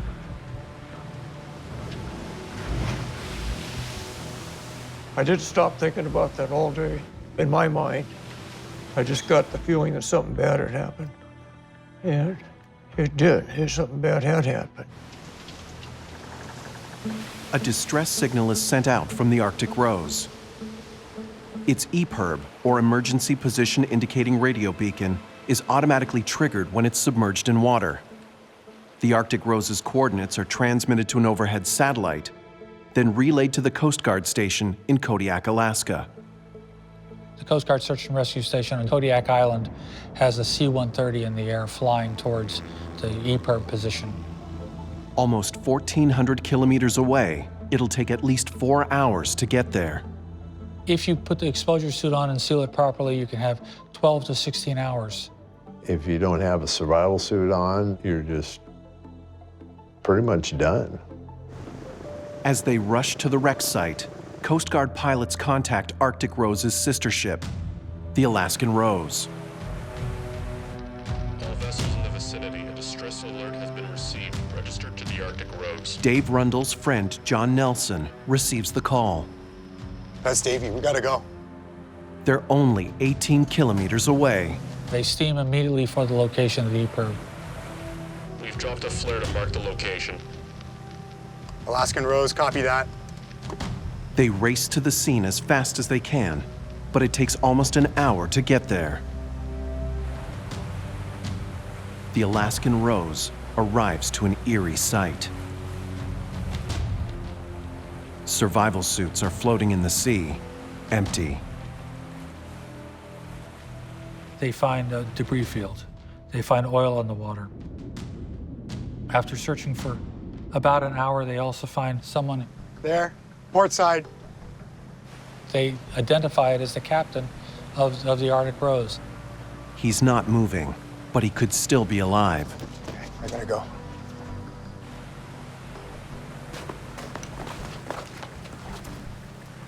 John Nelson puts on an immersion suit and jumps in the water with a tether.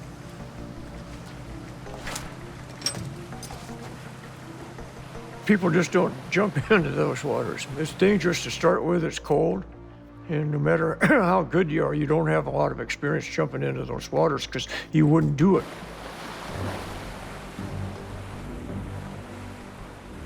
His tether's not long enough. He unclips his tether and swims on his own. It's an astonishing act of bravery. Nelson is risking his own life. And it's for his friend, Dave Rundle. I got you, buddy! Hang on!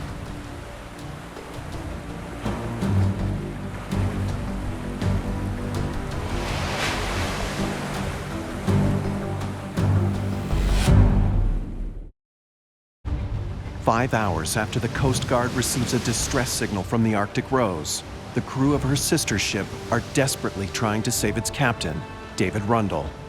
John Nelson starts dragging him back toward the Alaskan Rose. They're both hauled back and then hauled aboard the boat. Come on!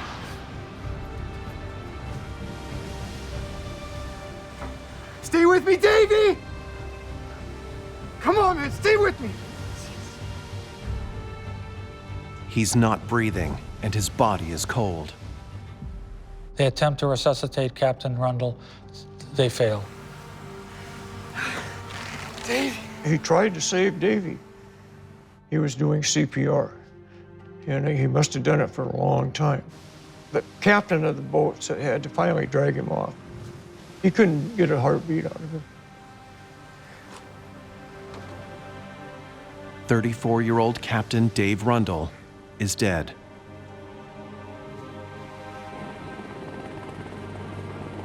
Despite 2 days of intensive searching, no survivors are found. The floating immersion suits suggest someone took them out during the emergency, but there was no time to put them on. The fact that nobody else was found means that all the rest of the souls went down are still there, inside the boat. The crew of the Arctic Rose is declared lost at sea. It's the deadliest commercial fishing accident in U.S. waters in 50 years. We got the phone call that his body had been found. The worst day of my life.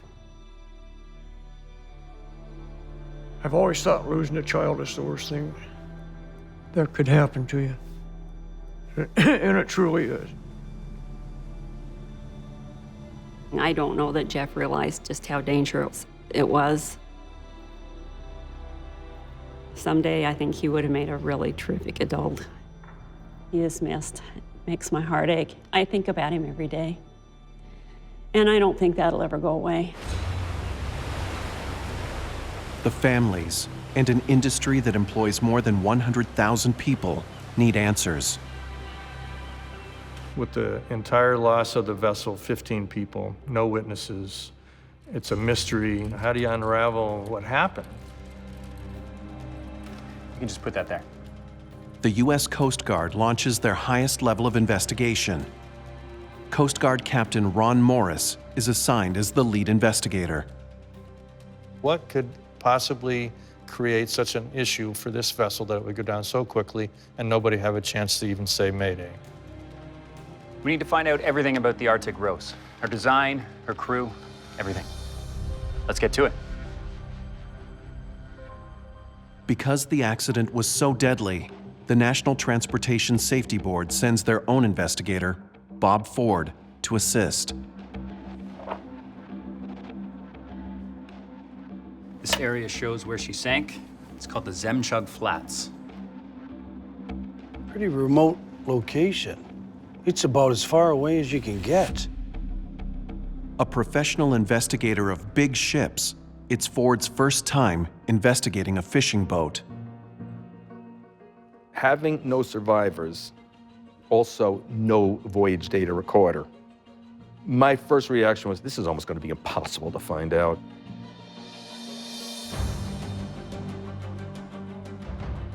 It was supposed to be done in 6 months. Took us 2.5 years.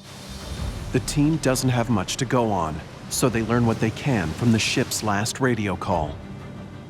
We relied a lot on information from the sister vessel, the Alaskan Rose, which was fishing in the same general area. They had some radio calls. They talked about how fishing had gone that day. How's it looking for you guys? Pretty good haul today.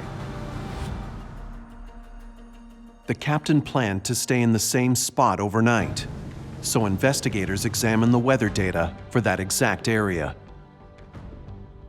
This should tell us what they were up against. Maybe something unusual happened there. When the Arctic Rose goes down, they had a weather front, 45-knot winds. It's going to kick up the seas, and it was a violent impact at the exact same time the Arctic Rose sank. But in Alaska, fishing boats face conditions like this all the time. It doesn't explain the sinking. How's the weather looking? She's a little rough, but nothing we can't handle. But if the rough seas alone aren't enough to explain the sinking, maybe it was the cold.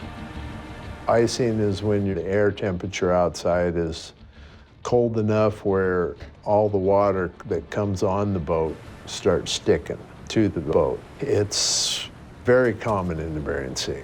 You got to go out and beat it off.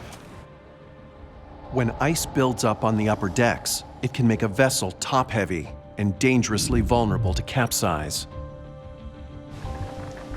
But according to other boats in the vicinity, there was no ice.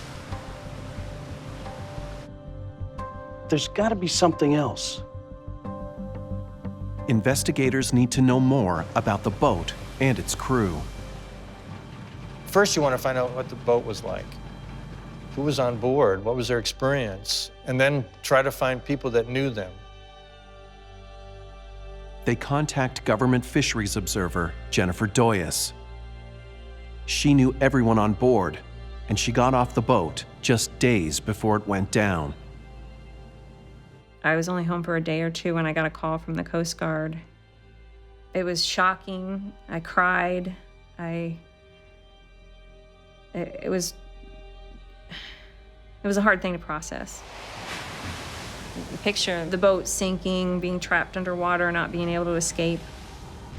It's hard not to imagine that and for it to kind of torment you. So you boarded the boat on March 1st? That's right. And how long were you there for? 3 weeks. Doyas has been aboard many different fishing vessels, and she's able to provide detailed observations about the operation of the Arctic Rose. For being a factory boat, it was extremely small, the smallest I had ever seen. It's uncomfortable, it's cramped. That particular boat had a lot of guys on board for the size of the vessel. But that crew was surprisingly easygoing. They got along well. And what about Dave Rundle?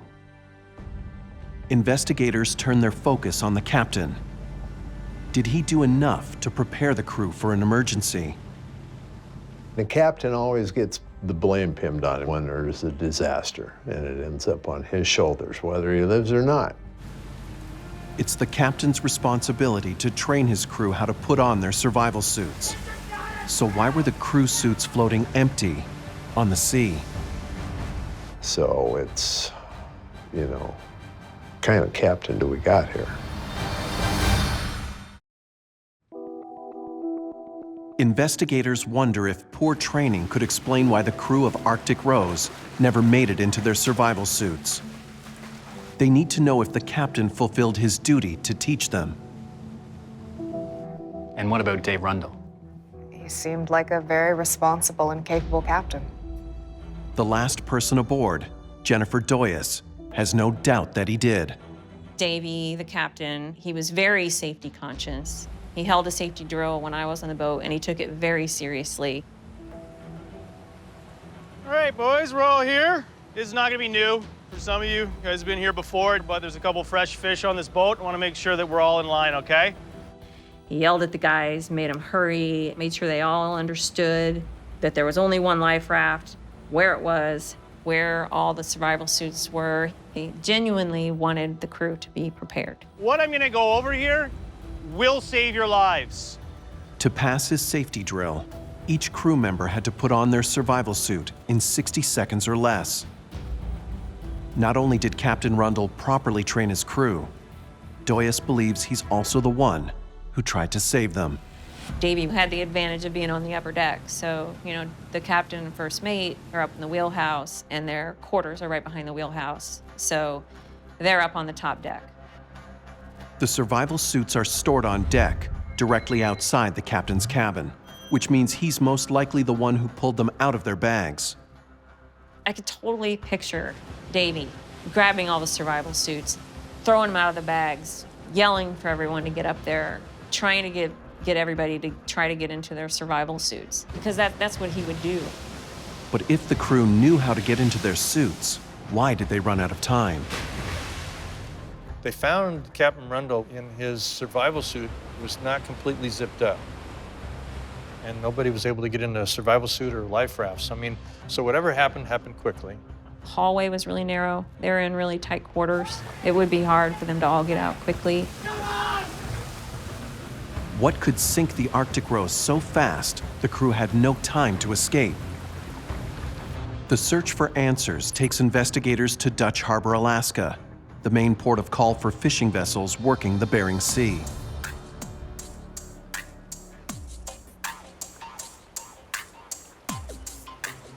So how long were you working on the Arctic Rose? They track down former crew members, hoping they'll remember any problems aboard the Arctic Rose. We needed to get to Dutch Harbor and just find people, fishermen off the street, go to repair facilities. It just hit everything we could. It's called gumshoe investigative work, I guess would be the best way. Just keep trying to find people. Dutch Harbor is the Arctic equivalent of the Wild Wild West. Dutch Harbor was very wild and woolly, I would say. Everybody would go drinking, and there was a lot of fighting, there was a lot of animosity. This boat didn't like that boat. The crabbers didn't like the trawlers didn't like the crabbers. And out here, not everyone likes authority. Hello? Hello? Hey, Just like to ask you a few questions. about what? The Arctic Rose? Yeah, I was on her. It really varied in dealing with the fishermen. There were some that were really that whole pioneer mentality, leave us alone. And then I'd have others come up to me and say, hey, listen, you guys got to do something. I'm tired of losing friends. We've all had crewmen that have gone on to other boats and died. Several former crew members paint a picture of an inexperienced crew working in uncomfortably cramped conditions. The Arctic Rose, everyone we talked to, no one had anything good to say about it. One person, there was a former fisherman from the Arctic Rose that was a little reluctant to talk. He said what a hunk of junk it was. Bottom line, it was almost a form of punishment to go on the Arctic Rose. Then he mentions something that catches the investigators' attention. Any defects at all? Anything you noticed about the boat? She'd get rolling pretty good on heavy seas. Right. Former crew members say the Arctic Rose used to roll uncomfortably in heavy weather.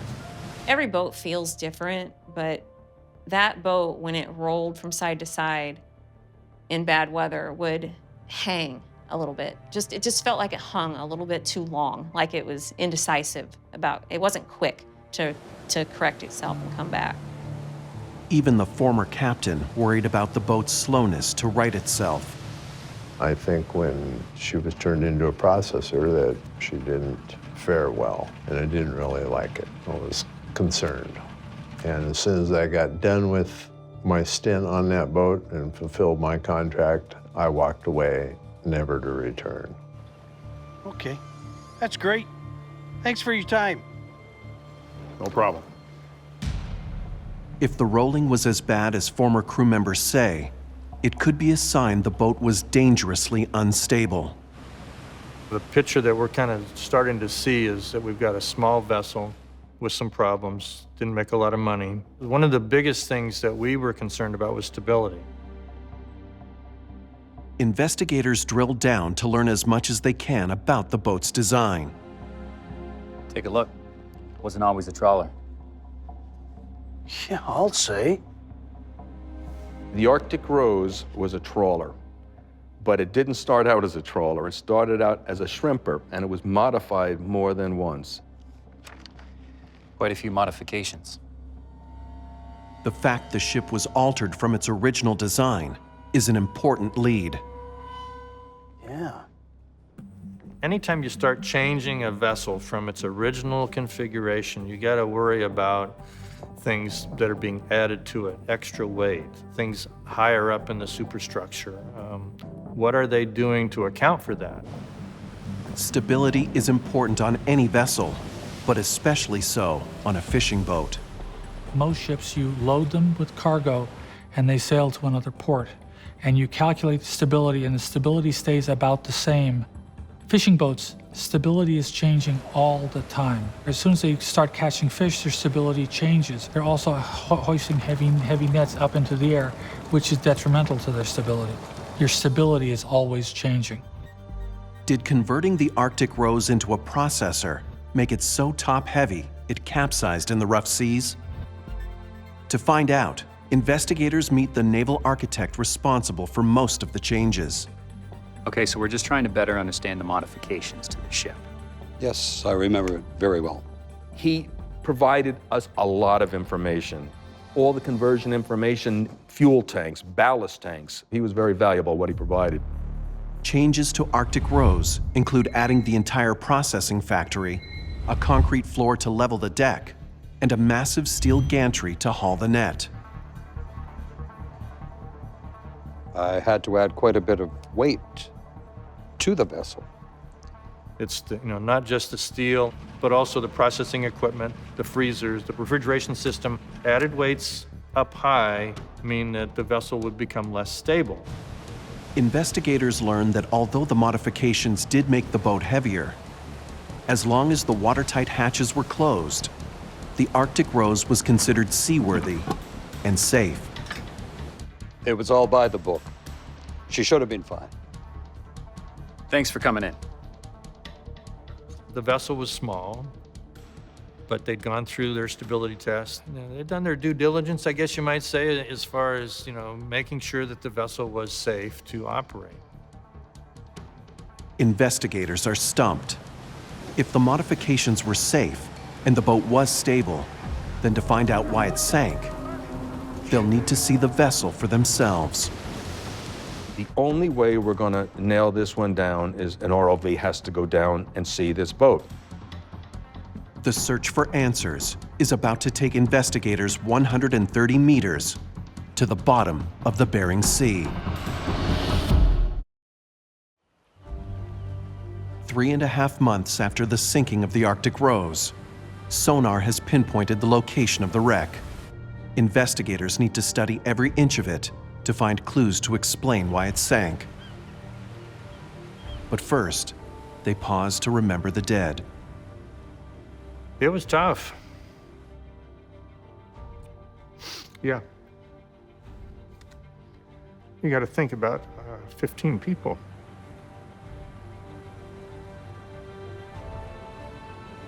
and we said our words, and it was kind of surreal at that point. But anyway, that was tough.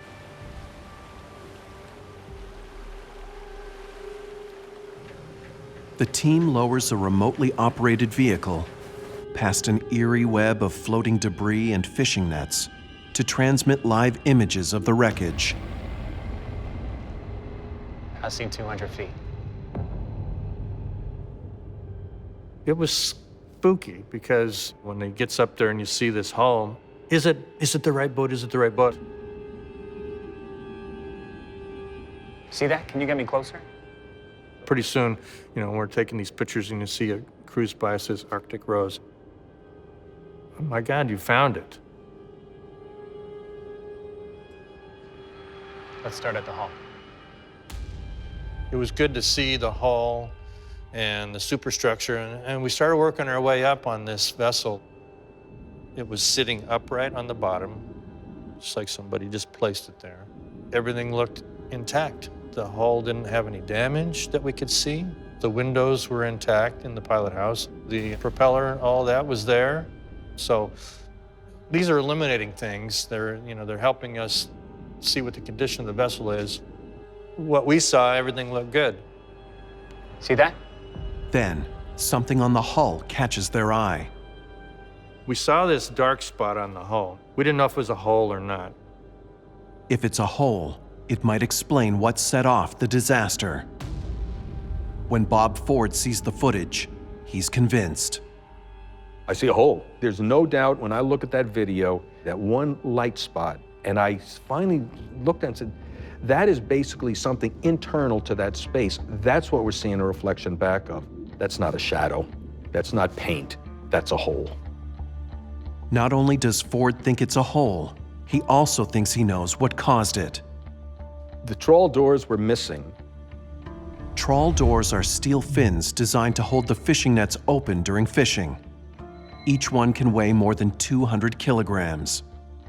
So they would trawl during the day, but at night they would keep them winched into the side of the boat.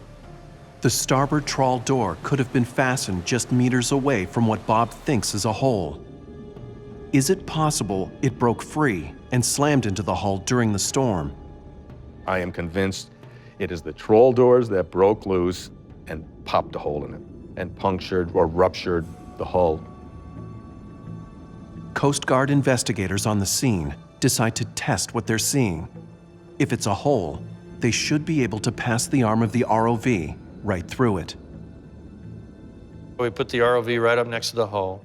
We had this little manipulating arm, and we were tapping at the hull, trying to penetrate it, and it didn't. I don't think that's a hole. To us, it appeared like it was just paint that had been chipped off or missing. It might have been hit by a trawl door and taken off that paint, but we didn't think it was a hole in that vessel. Coast Guard investigators are convinced the odd marking is not a hole, and they continue exploring the wreck. Then, at the stern of the vessel, they find what could be the smoking gun, a large open hatch. Oh no, don't tell me. The opening leads to one of the largest compartments on the boat, the fish processing area. The weathertight door on the starboard side being open is an important issue for us because it's supposed to maintain watertight integrity. Why was it open? The open hatch is wide enough that each crashing wave could land tons of seawater inside the processing area. The hatch is open. In that weather, a lot of water could have gotten in. It's possible the door was simply left open when the crew tried to escape. But testimony from Jennifer Doyas suggests otherwise. It was not uncommon for the weathertight door to be open. And you saw that firsthand? Yes, I did. The rear hatch out of the factory onto the main deck.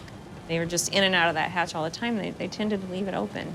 During the investigation, there was a lot of talk about that, and because that was the most critical point where water would enter the boat.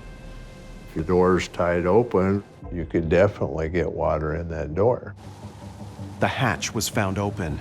The boat was heavy, and it was in a storm. It's a bad combination, but is it enough? If the processing area was the only area flooded, it shouldn't have caused the Arctic Rose to sink. Captain Rundle's friend, John Nelson, has already provided another clue. So you spoke to him that night? Yeah, I spoke to Davey. All right, John. Talk soon. Something Davey told him that night might finally explain why the Arctic Rose went down. Investigators examining the sinking of the Arctic Rose have uncovered an important piece of the puzzle, a detail from the last conversation between the captain and his friend. He's concerned about the sub pumps.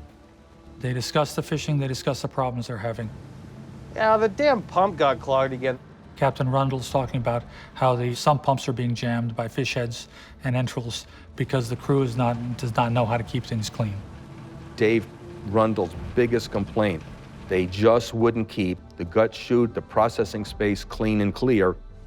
Maybe they just didn't recognize the danger. It's a troubling discovery. Clogged drains could have allowed water flooding into the processing area to build up even faster. But what made it deadly was the fact the aft hatch wasn't the only one the crew likely left open. They left the hatches open all the time. And it wasn't just the back hatch. All the interior hatches were always left open. So if the vessel started to flood, it would take no time at all, once the water got to a certain level, for it to spill down into the engine room, into the galley. I mean, the whole boat would flood so fast. The water would accumulate and wouldn't be able to be pumped out. With the hatches open in bad weather, water could have passed through the processing area and down into the engine room in as little as 1 minute 40 seconds. It's not enough time for the crew to escape. In a dark room, upside down or on your side, how do you get out? I mean, I can't imagine how horrifying that would have been for people. 2.5 years after the tragedy, Coast Guard investigators believe they now know what likely sank the ship. Okay, here's what our analysis shows. Around 3:30 in the morning, the Arctic Rose is jogging through rough weather. You got the mate on watch. Everybody else is probably asleep, waiting for the next morning to have a good trawl. Large waves begin to wash over the aft deck into the open hatch. With the door open, water's coming in. It all starts flowing through our open hatch. Water floods into the processing area. With several internal hatches also open, water surges into the main cabin and down into the compartments below. Followed through and into the lower levels in the engine room. The flooding causes the Arctic Rose to roll onto its side. Each time she rolled, more water flooded in. Engine stalls. The boat starts going down by the head. Rundle realizes it's too late. Started getting the bags out of the survival suit locker. Whether he knew it or not, he was sacrificing himself for his crew. And they just ran out of time. Very quickly, she rolled, laid over on her side, and sank. Her crew, fighting for their lives, are likely trapped inside as the Arctic Rose goes down. Would have been over in a matter of minutes.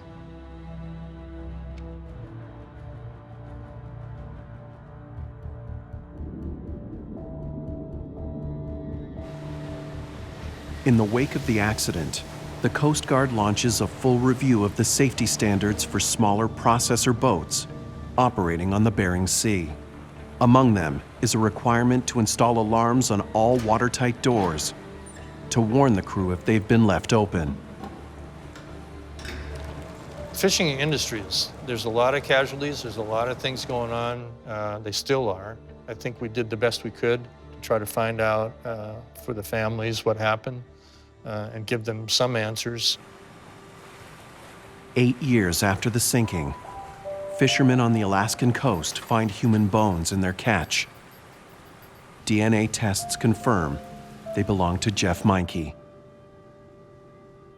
His parents travel to Alaska to recover their son's remains. I didn't want him to be alone anymore. I said, David, we have to go up and get him. I don't want him to have to come home alone. So we flew up there and picked him up and brought him home. I think that if nothing else, there were a lot of lives in the future that will be saved. They learned there were a lot of boats that shouldn't be up there. And they retired a lot of the fleet. We think about Davy a lot. He had 3 sons. At the time of Davy's death, Davin was 14, Willie was 12, and Max was 4. I would like them to remember him as the loving, funny, goofy dad that they all loved.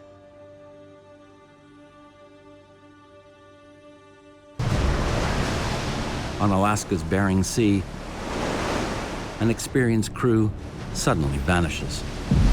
It was like that. Leaving investigators baffled. All of a sudden, it just disappears. What happened to those guys? We had no eyewitnesses, and we had no vessel. They uncover a string of clues. It's kind of like following a trail of breadcrumbs. Leading up to the final moments of a disaster.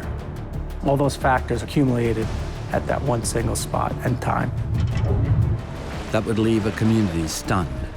It was just a total shock. Everybody felt their own mortality. It could happen to me.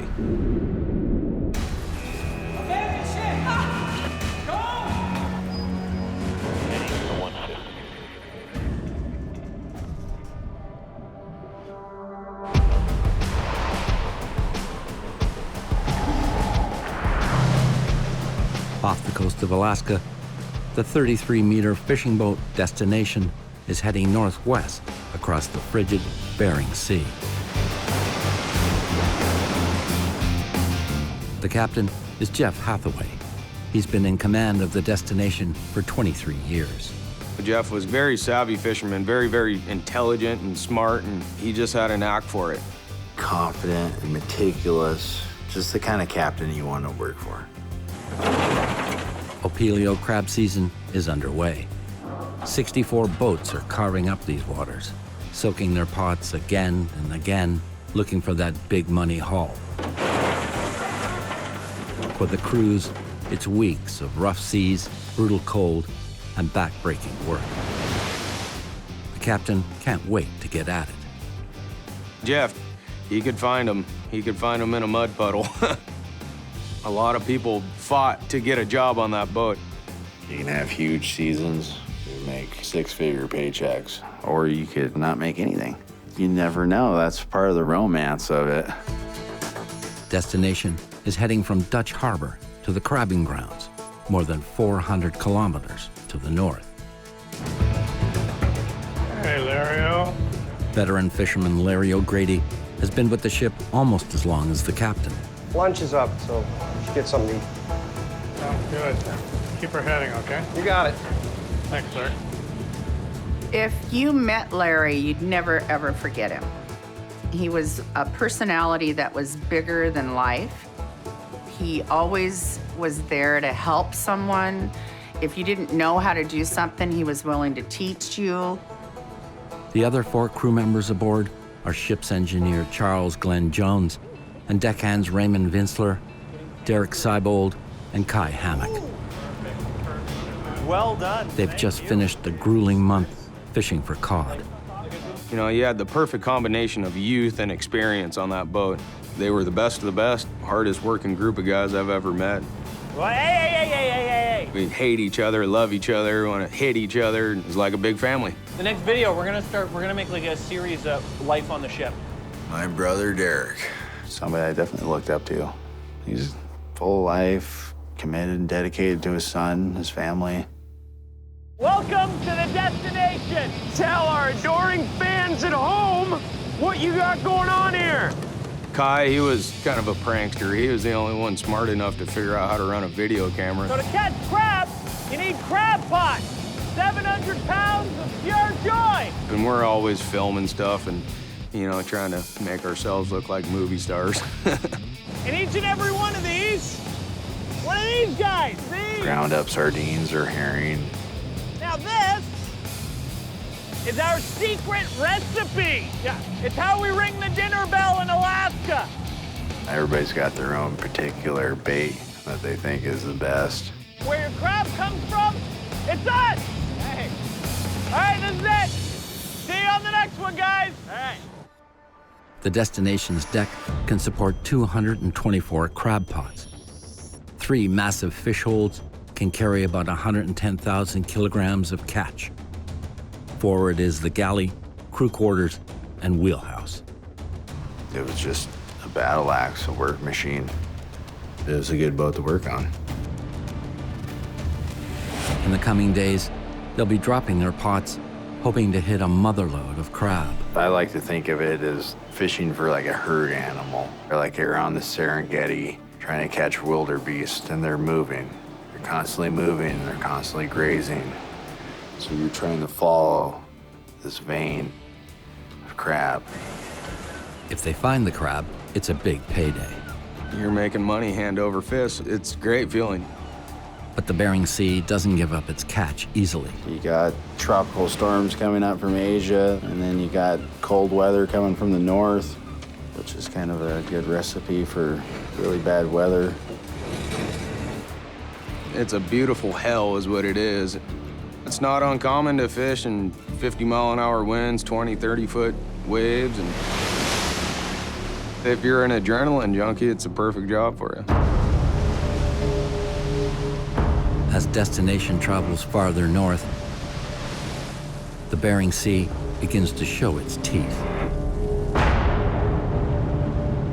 Picked up out there.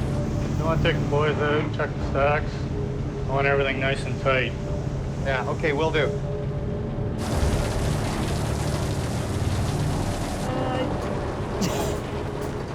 It's your drop. Hey, fellas, it's looking a little dodgy out there. Let's get out there and tighten up the stack. Oh, no, because I had you beat, and you know it. With the motion of the ocean, the pots will shift, and your chains might loosen up, so you gotta tighten them from time to time. A couple guys will climb up on the stacks, usually with life jackets, and tighten the chains up. Helps the pots from shifting and potentially falling overboard.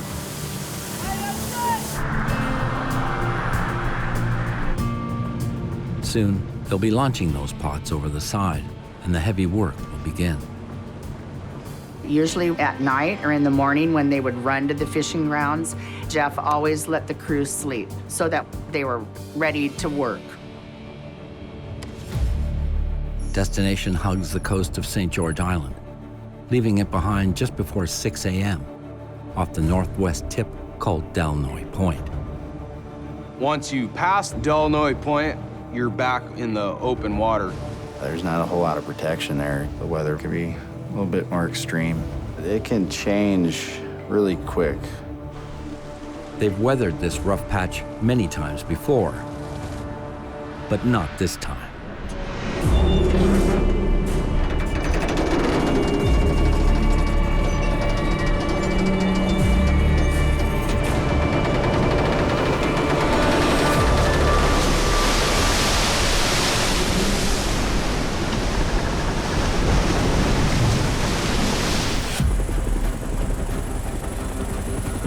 Fishing vessel destination. This is Coast Guard aircraft, channel 16. At 6:15 a.m., the Coast Guard receives a signal from destination's emergency beacon. It's triggered when submerged in water. Usually, more times than not, it means, okay, the boat's sunk. Fishing vessel destination. This is United States Coast Guard. Whether they're floating in the water, or in the life raft, or in their survival suits, nobody knows. The Coast Guard rescue team is more than 2 hours away. Destination, this is Silver Spray. Nearby vessels are asked to help in the search. Around 6:30, they called us up on the Silver Spray and asked us to call out to the destination on our VHF radio. Captain Bill Prout, aboard the crab boat Silver Spray, responds immediately. Destination, this is Silver Spray. Please come in. We tried hailing on the radio a few more times. Destination, this is Silver Spray. No response. There's something not right here. Destination, this is Silver Spray. Come in. Captain Prout knows if Destination's crew is in trouble in these frigid waters, every passing minute could mean the difference between life and death. Destination, this is Silver Spray. Do you copy?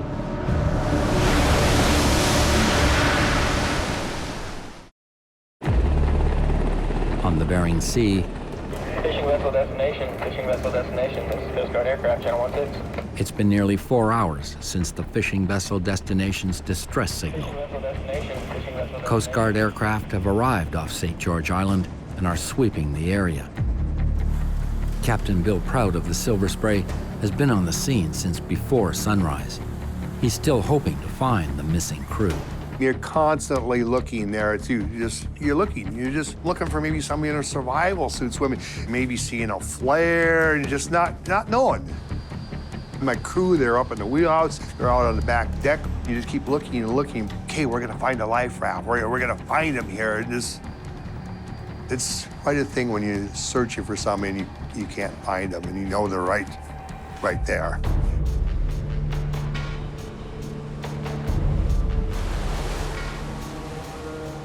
We start seeing some debris.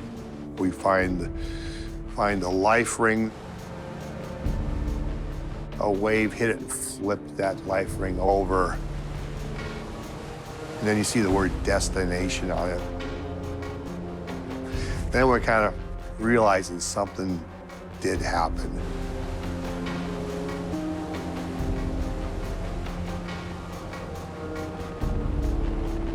The Coast Guard helicopter was directing us to a couple pieces of debris. We found the E-perb. That is the emergency beacon. It was taped to a piece of line that was maybe about 30 feet long. Well, that didn't get taped by itself. Somebody had gotten the E-perb and taped that on there, maybe was trying to hang on to it. It is surreal. This happened quite a while ago, and you start thinking about it, you go, wow, it's still very touching. Your heart sinking right with these people as you look.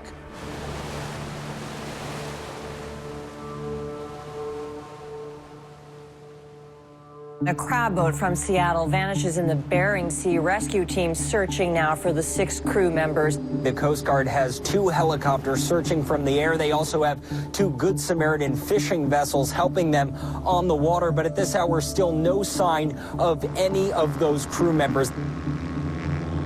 The air and sea search continues for more than 3 days. Standing next to a phone, waiting for the Coast Guard to call you for any updates, it's unbearable.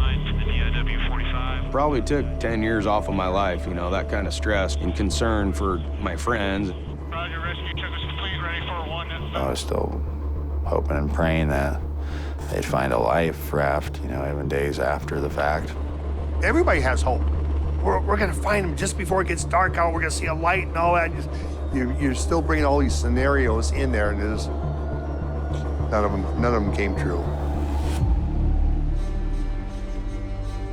This sad update on the search for that Seattle crab boat that vanished in Alaska. The Coast Guard called off its search for the destination last night. I made it home and I'm safe, and then I heard about this. It's just too close to home. He's been fishing in Alaska for close to 30 years. Whatever did happen happened very fast. The captain and all 5 crew are presumed dead. It's the worst accident in the Alaska crabbing industry in more than a decade. Oh, it's heart-wrenching. You know, it's heart-wrenching, especially good crew and great captain, and so it was just a total shock. I pray that they were all in their bunks, sleeping, not knowing what was going to happen. I did not want Larry to know he was going to drown. I just didn't want him to know. Losing my brother has been a hard, void to fill. In the crabbing hub of Dutch Harbor, questions begin. What caused the respected ship to suddenly sink? And could it happen again? The Coast Guard convenes a Marine Board, its highest level of investigation. Commander Scott Muller is assigned to lead it, and he's come to Dutch Harbor looking for answers. 6 fishermen lost their lives, and 6 families were forever affected by that. What can I do to help? Muller meets Scott Wilward, a Coast Guard fishing vessel safety coordinator who's been working in this region for 20 years. It's a tight community, and everyone knows everyone or has fished with someone. This was Destination's last port of call, and it's vital to the investigation. There will probably be things that may give you a picture of what the last days of the Destination looked like. Places that they loaded dry stores, bait, fuel. Did anyone sense that anything may have been amiss with the vessel or the crew? So it's kind of like following a trail of breadcrumbs. Hey, morning, how are you? Do you mind if I ask you a couple of questions? Doug Shelton. One vessel that we were able to get on board was the Aleutian Lady. The captain is Doug Shelford. Fellas. He was on the Bering Sea at the time of the disaster and spoke to Captain Hathaway in the hours before. I've known Jeff a long time, and he was one of the best. Then Doug was visibly upset. You know, Jeff and Doug, they may have been the last 2 people that either of them spoke with that night. Jeff, how's it going out there? Hey, Doug. It's going good. Passing along strategies, passing along information, nothing out of the ordinary. It was basic fishing talk. There is one thing.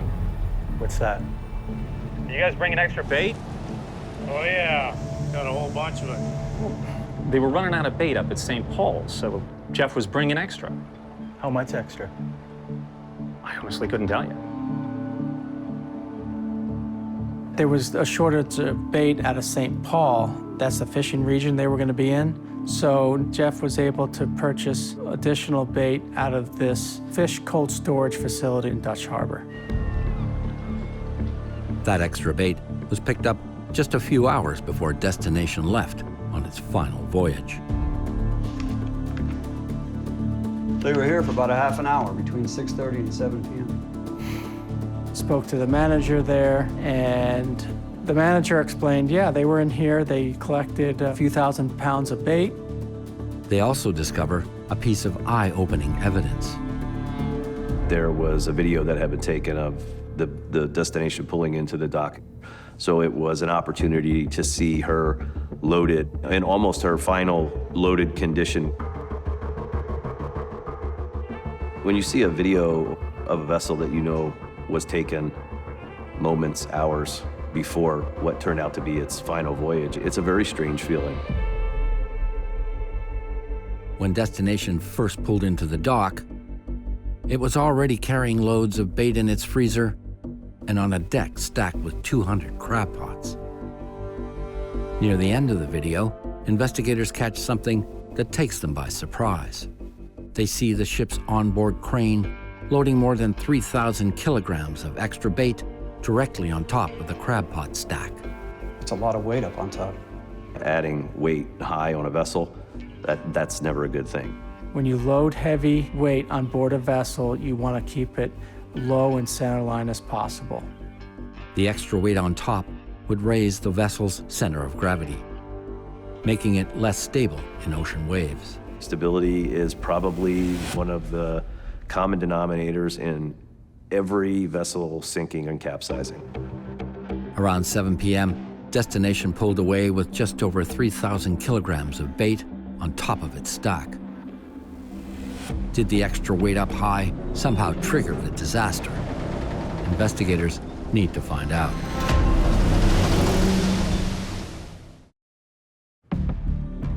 Video evidence has given the Destination investigators a disturbing clue. More than 3,000 kilograms of bait loaded high that could have made the ship dangerously unstable. That's a lot of weight up on top. This was the exact opposite of conventional stability wisdom to load that weight so up high. They want to know if it went to sea like this. We were traveling around Dutch Harbor to try to figure out the steps that the destination had taken. They learned the crew made one more stop for dinner before leaving Dutch Harbor. Went down to where they were tied up, paid them a visit, and caught up with everybody. Dylan, heard you're here. Yeah. Nice to see you, man. Dylan was a crew member aboard the Destination for 6 years, but this season he's been working on another boat. I got to hang out with my brother, ask him how he's doing, and if you need anything, if you need any gloves or rain gear. Right, little brother always looking after me. No, I got my own stuff. I'm good. We just kind of caught up, gave him a hug, and told him I loved him, and parted ways. It's the last time Dylan would see his brother or any of his former crewmates. As for the bait, Dylan doesn't recall seeing where it was stored that night. We asked Dylan, do you ever recall Jeff loading bait on top like that? And he said once or twice. It's rare. Former crew member Patrick Gaffney is convinced they would never have left it there. In my opinion, it was just rested on top of the crab stack just for temporary, kind of get out of the way so the next boat could come into the dock and get their supplies. Easy! And then they'd take it from on top of the crab stack and secure it down on the deck of the boat where it's not moving around on the open ocean.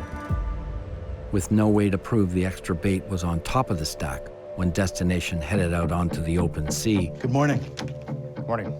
The investigation has to consider other possibilities. Veteran investigator Jim Gillette has also been assigned to the team. We wanted to know, why did this happen to the Destination and not the other vessels that were up there? So we started gathering a game plan for evidence. Forecast for that day, winds from the northeast. They examined weather forecasts for the morning Destination went down. The Bering Sea, it's rough. It's bad weather, and it's extremely bad weather. You could see 30, 35, 40-foot seas, hurricane-like type winds. Very extreme weather up there. 25 knots, waves up to 8 feet. Pretty rough, but nothing these guys haven't seen before. We didn't see any kind of weather pattern that was extreme. I didn't think these conditions would sink the vessel. Let's take a look at the AIS. Investigators don't have a wreck or any survivors, but they do have a detailed record of every move the ship made throughout its journey. AIS is Automatic Identification System. Transponders on a vessel will broadcast a vessel's position and display it on a map. They trace Destination speed and course changes, looking for any sign the ship is having trouble. Leave Dutch Harbor on the 9th, just before midnight, and head north. They'd slow down and change course twice. Here for 10 minutes and here for about an hour. The tracking data shows Destination slowed down and turned into the wind twice. Maybe they're working on something? It's common practice. They might turn into the seas, slow down. That way they can work on deck. We were wondering if they had mechanical issues or any kind of flooding. Then, in the final minutes of the tracking data, they see the disaster unfold. Go back. On the AIS, what we saw was the vessel take a hard starboard turn. They see that at 6:10 in the morning, Destination suddenly made a hard right turn and went into a bizarre 256-degree spin. The motion of the vessel continued on, but it pivoted. It's pretty shocking to see a vessel behave like that. 3 minutes later, the ship's emergency beacon goes off. Then its AIS signal suddenly disappears.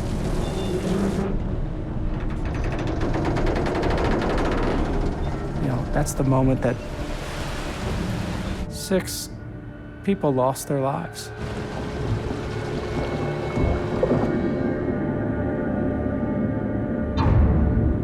Seeing the final moments on the AIS is heartbreaking. You know, you think about the crew, you think about the family. What happened to those guys? Whatever it was, it happened fast. The AIS data has only deepened the mystery.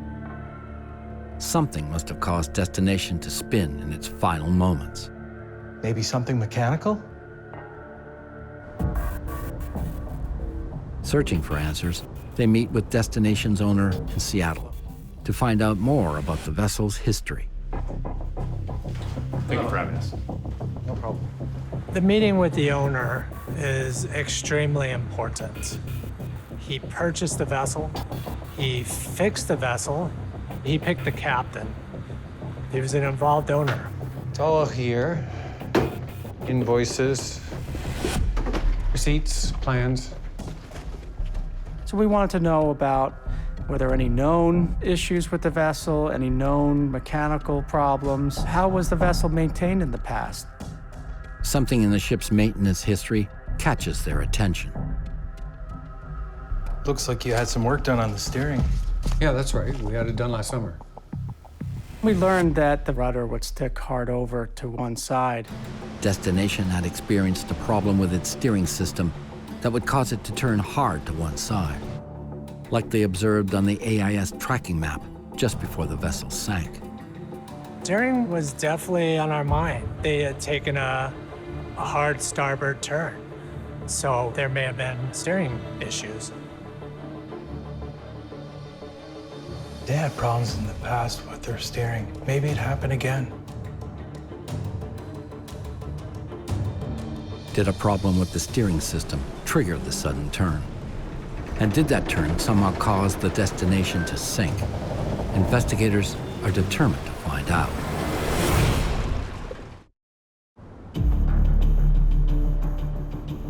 Investigators have discovered the fishing vessel Destination experienced problems with its steering system in the years leading up to the accident. How you doing? They questioned mechanics who worked on the vessel to see if there might be a connection. Could you walk us through the work that was done? Former crew recall struggles with the boat's steering in the past. The rudder's controlled by hydraulics, and it was getting a little older. If the rudder jams, it could cause the boat to turn hard over to one side or another to make the stability of the boat jeopardized to potentially flip it over. She's not responding, Larry. The most recent incident occurred about a year before the tragedy. Yeah, we took the whole system apart. Mechanics found small particulates of contaminant in the hydraulic system that would have caused the rudder to malfunction.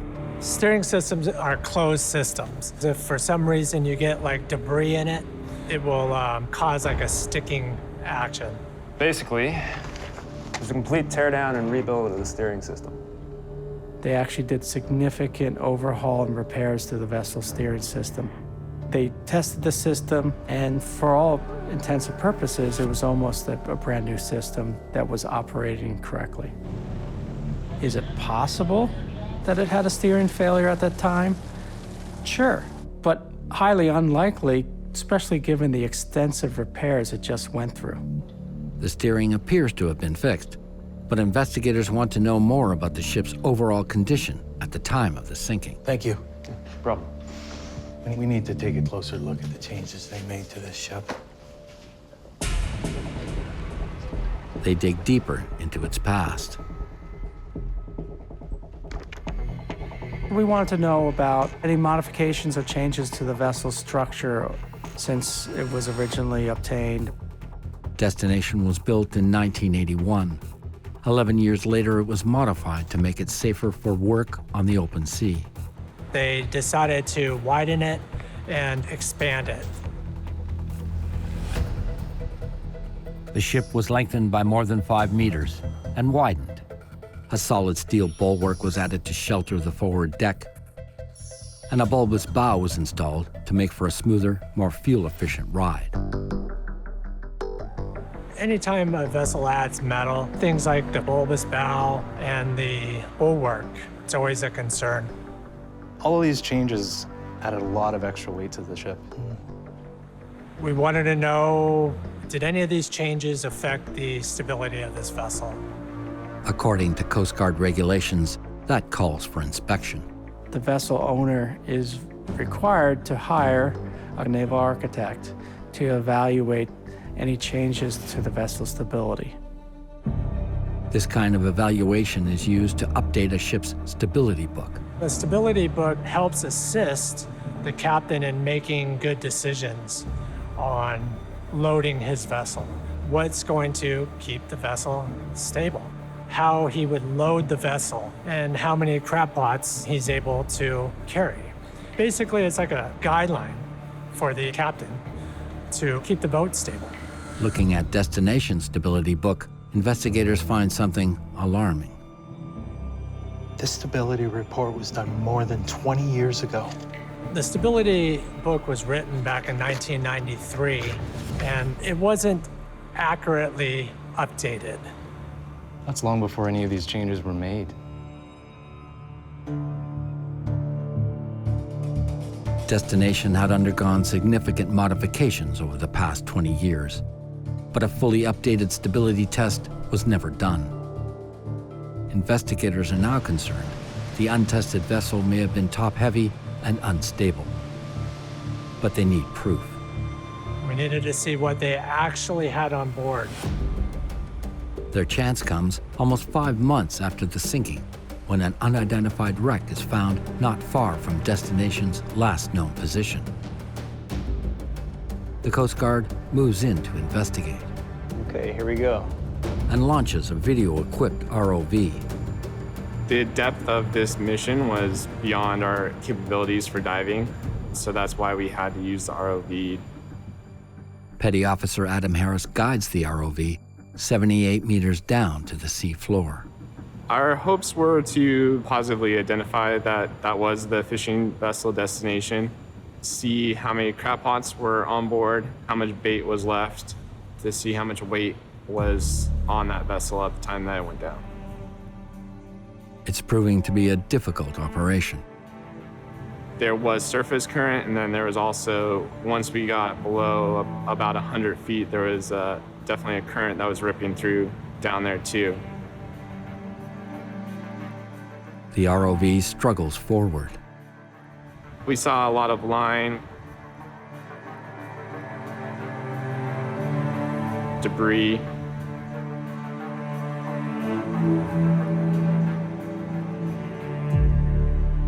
We saw the keel of that boat as we drove up and over it. We saw the Destination on the side. Destination. This is it. There's a lot of things that are going through your mind at that time. To see a boat that had such a horrific event happen to it struck a little bit close to home what happened that day. 5.5 months after the tragedy, Destination has been found. Investigators hope it will reveal what sent an experienced captain and crew to the bottom of the Bering Sea. Investigators are about to get their first chance to probe the wreck of the Destination. The team wanted to rule some possibilities out. Suppose there was damage to the hull. Maybe there was a hole or some kind of hull breach. They're looking for any clue that might explain why the ship suddenly sank. We were looking to see what the condition of the pilot house was. Was the pilot house open, closed? Was there anything in the pilot house? The position that the throttles were in. The evidence they're looking for is in reach. But the powerful underwater current is making the ROV difficult to control. I think we're gonna have to bring it up.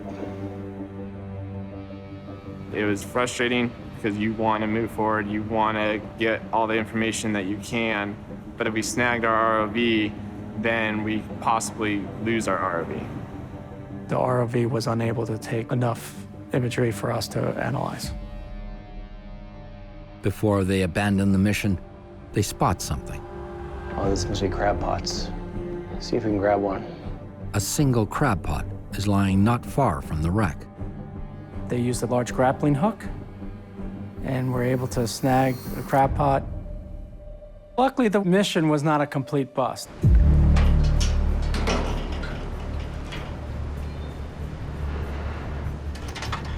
When it's measured and weighed, the results catch investigators by surprise. We knew from the stability book we were expecting a 700-pound crab pot. The pot weighs 381 kilograms, 63.5 kilograms heavier than the weight used to prepare the ship's stability book. We were a little stunned at how heavy it was. Destination was carrying 200 of these pots when it set out on its final voyage. That's tons of extra weight. We learned that crab pots themselves have changed drastically from the 90s. They're much heavier. And if they're not considered when you're doing your stability, it adds a problem. Destination's crab pots were more than 5 tons heavier than its stability book allowed. We don't know if the captain knew about it. We don't know if the owner knew about it. It's the latest revelation in a disturbing trend. You have this bulbous bow, you have new steel work up top, and over time, all that additional weight, seemingly insignificant, but collectively has negative ramifications to the vessel's stability. Investigators now believe Destination was dangerously top-heavy, but the ship had made the same voyage with a similar load many times before. What was different the night of the accident? We reached out to other agency partners. The Coast Guard team meets with National Transportation Safety Board senior investigator Michael Carr. Shall we get started? He's been leading the board's own investigation into the disaster. The NTSB and the Coast Guard both share jurisdiction for major marine ship accidents. We establish our findings separately, but we do collaborate in collection and analyzing information. One of the biggest dangers on the Bering Sea is icing. Icing was one of the hypotheses we had. You have a vessel that was afloat on a course and it just disappears. So it lost its stability quickly. And one way that can happen is if you've got a lot of extra weight on your ship, and that extra weight can come on through the accumulation of ice. When air temperatures drop below freezing, tiny droplets of cold ocean spray will freeze to a ship's surfaces. Over time, this ice can accumulate. As the vessel goes through the waves, water droplets fly into the air and then cover anything. The ice will cover the rails, the deck, the crab pots. Just hours before the sinking, the National Weather Service in Anchorage issued a forecast for the area, warning of freezing spray conditions. Our current models predict icing conditions, but they don't tell us how much ice actually formed. To get the data they need, investigators turn to Memorial University in Newfoundland. Hey, guys. Hey, Saeed. Dr. Saeed Dehani is a thermofluid mechanical engineer who specializes in sea spray icing analysis. I'm going to send it to you. You guys see that? They needed to calculate the potential amount of ice that can be accumulated on that vessel. In addition to wind, temperature, salt concentration, and wave height, Dehani's model uses a ship's structure, the material it's made of, how it's loaded, and the relative wind direction to calculate the rate of icing. We calculate ice accumulation at every step of her journey. They could look at the heading of the boat and the course of the boat and give us an idea of how much ice would accumulate in 15-minute segments. Using the AIS data from Destination's voyage, Dehani calculates how much icing it was experiencing. You see, the first part of the voyage, everything was fine. As the Destination enters the final hours of its voyage, ice accumulates. Wind is boosting icing. Temperature helps icing. The movement of vessel actually increased icing. In particular, the crab pots collect a lot of ice. Because of their structure, a stack of crab pots not only collects ice on the outside, it also fills up on the inside. In the Bering Sea, they often refer to the crab stack as the ice cube tray. Here, at the time the signal is lost, the ice accumulation is massive. My calculation shows that destination experience about 92 to almost 150 tons of ice. There's a whole bunch of weight you didn't have before, and it's way high up on the vessel. The center of gravity is raised. With that much weight, she could have gone over in an instant. Investigators believe icing was the final factor that pushed the already top-heavy destination over the edge.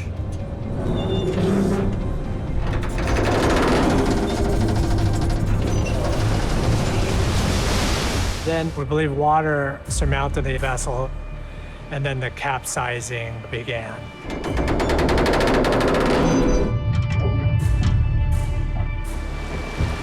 They froze up and sank. It was like that. That's so scary.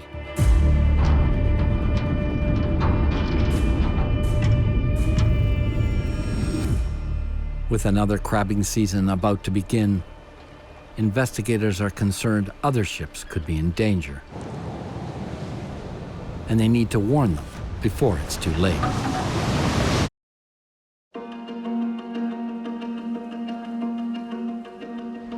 A new crab season is starting on the Bering Sea, and investigators are determined to prevent a repeat of the destination disaster. Non-icing conditions, icing conditions. Scott Wilbert returns to Dutch Harbor to warn captains about the dangers of icing and let them know that their gear may be significantly heavier than they think. What does the rest of the fleet know about the gear they have on board? We took an initiative at purchasing some heavy-duty load cell scales and do a sample weighing of pots on every boat we go on. Wilbert compares the actual weights with the ones listed in the boat's stability book. Almost across the board, all the pots we weighed were heavier than the stability instructions were written for. That's tens of thousands of pounds that aren't accounted for that vessel to be carrying. We recorded 3 or 4 weights and showed them to the captains, and they were very surprised to hear that the pots weighed what they did. The destination tragedy shakes up the Alaskan fleet. Everybody they felt their own mortality. You know, if it happened to Jeff, it could definitely happen to me. We started carrying less crab pots on our boat. People were a little more cautious. Coast Guard was coming down inspecting a lot more boats. You teach that to the next generation and say, things happen out here, don't forget this. The Coast Guard and NTSB issue their final reports on the destination tragedy. Though different, they both outline the same tragic set of circumstances. A ship with modifications that were never properly tested for stability, extra bait, and crab pots much heavier than expected. 200 with the actual weight was too much for their vessel. Finally, extreme icing conditions that pushed the top-heavy boat over the edge. All those factors accumulated at that one single spot and time. The Coast Guard issues a series of recommendations, requiring more vigilant stability testing on fishing vessels. One of the key safety recommendations was to confirm the actual weight of those crab pots on board. And then also follow the stability report, make sure that it's updated, that it's accurate. And the NTSB posts an important warning about the dangers of icing at sea. The NTSB published a safety alert, and the safety alert was the NTSB saying, you know, be alert to ice, get rid of the ice.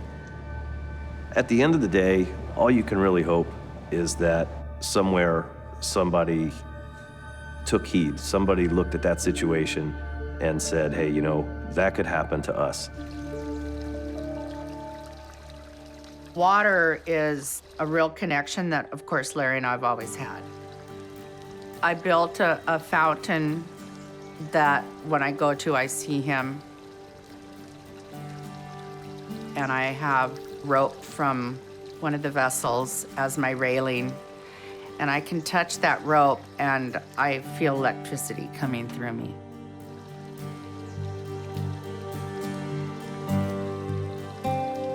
He always was happy, always smiling. Larry O.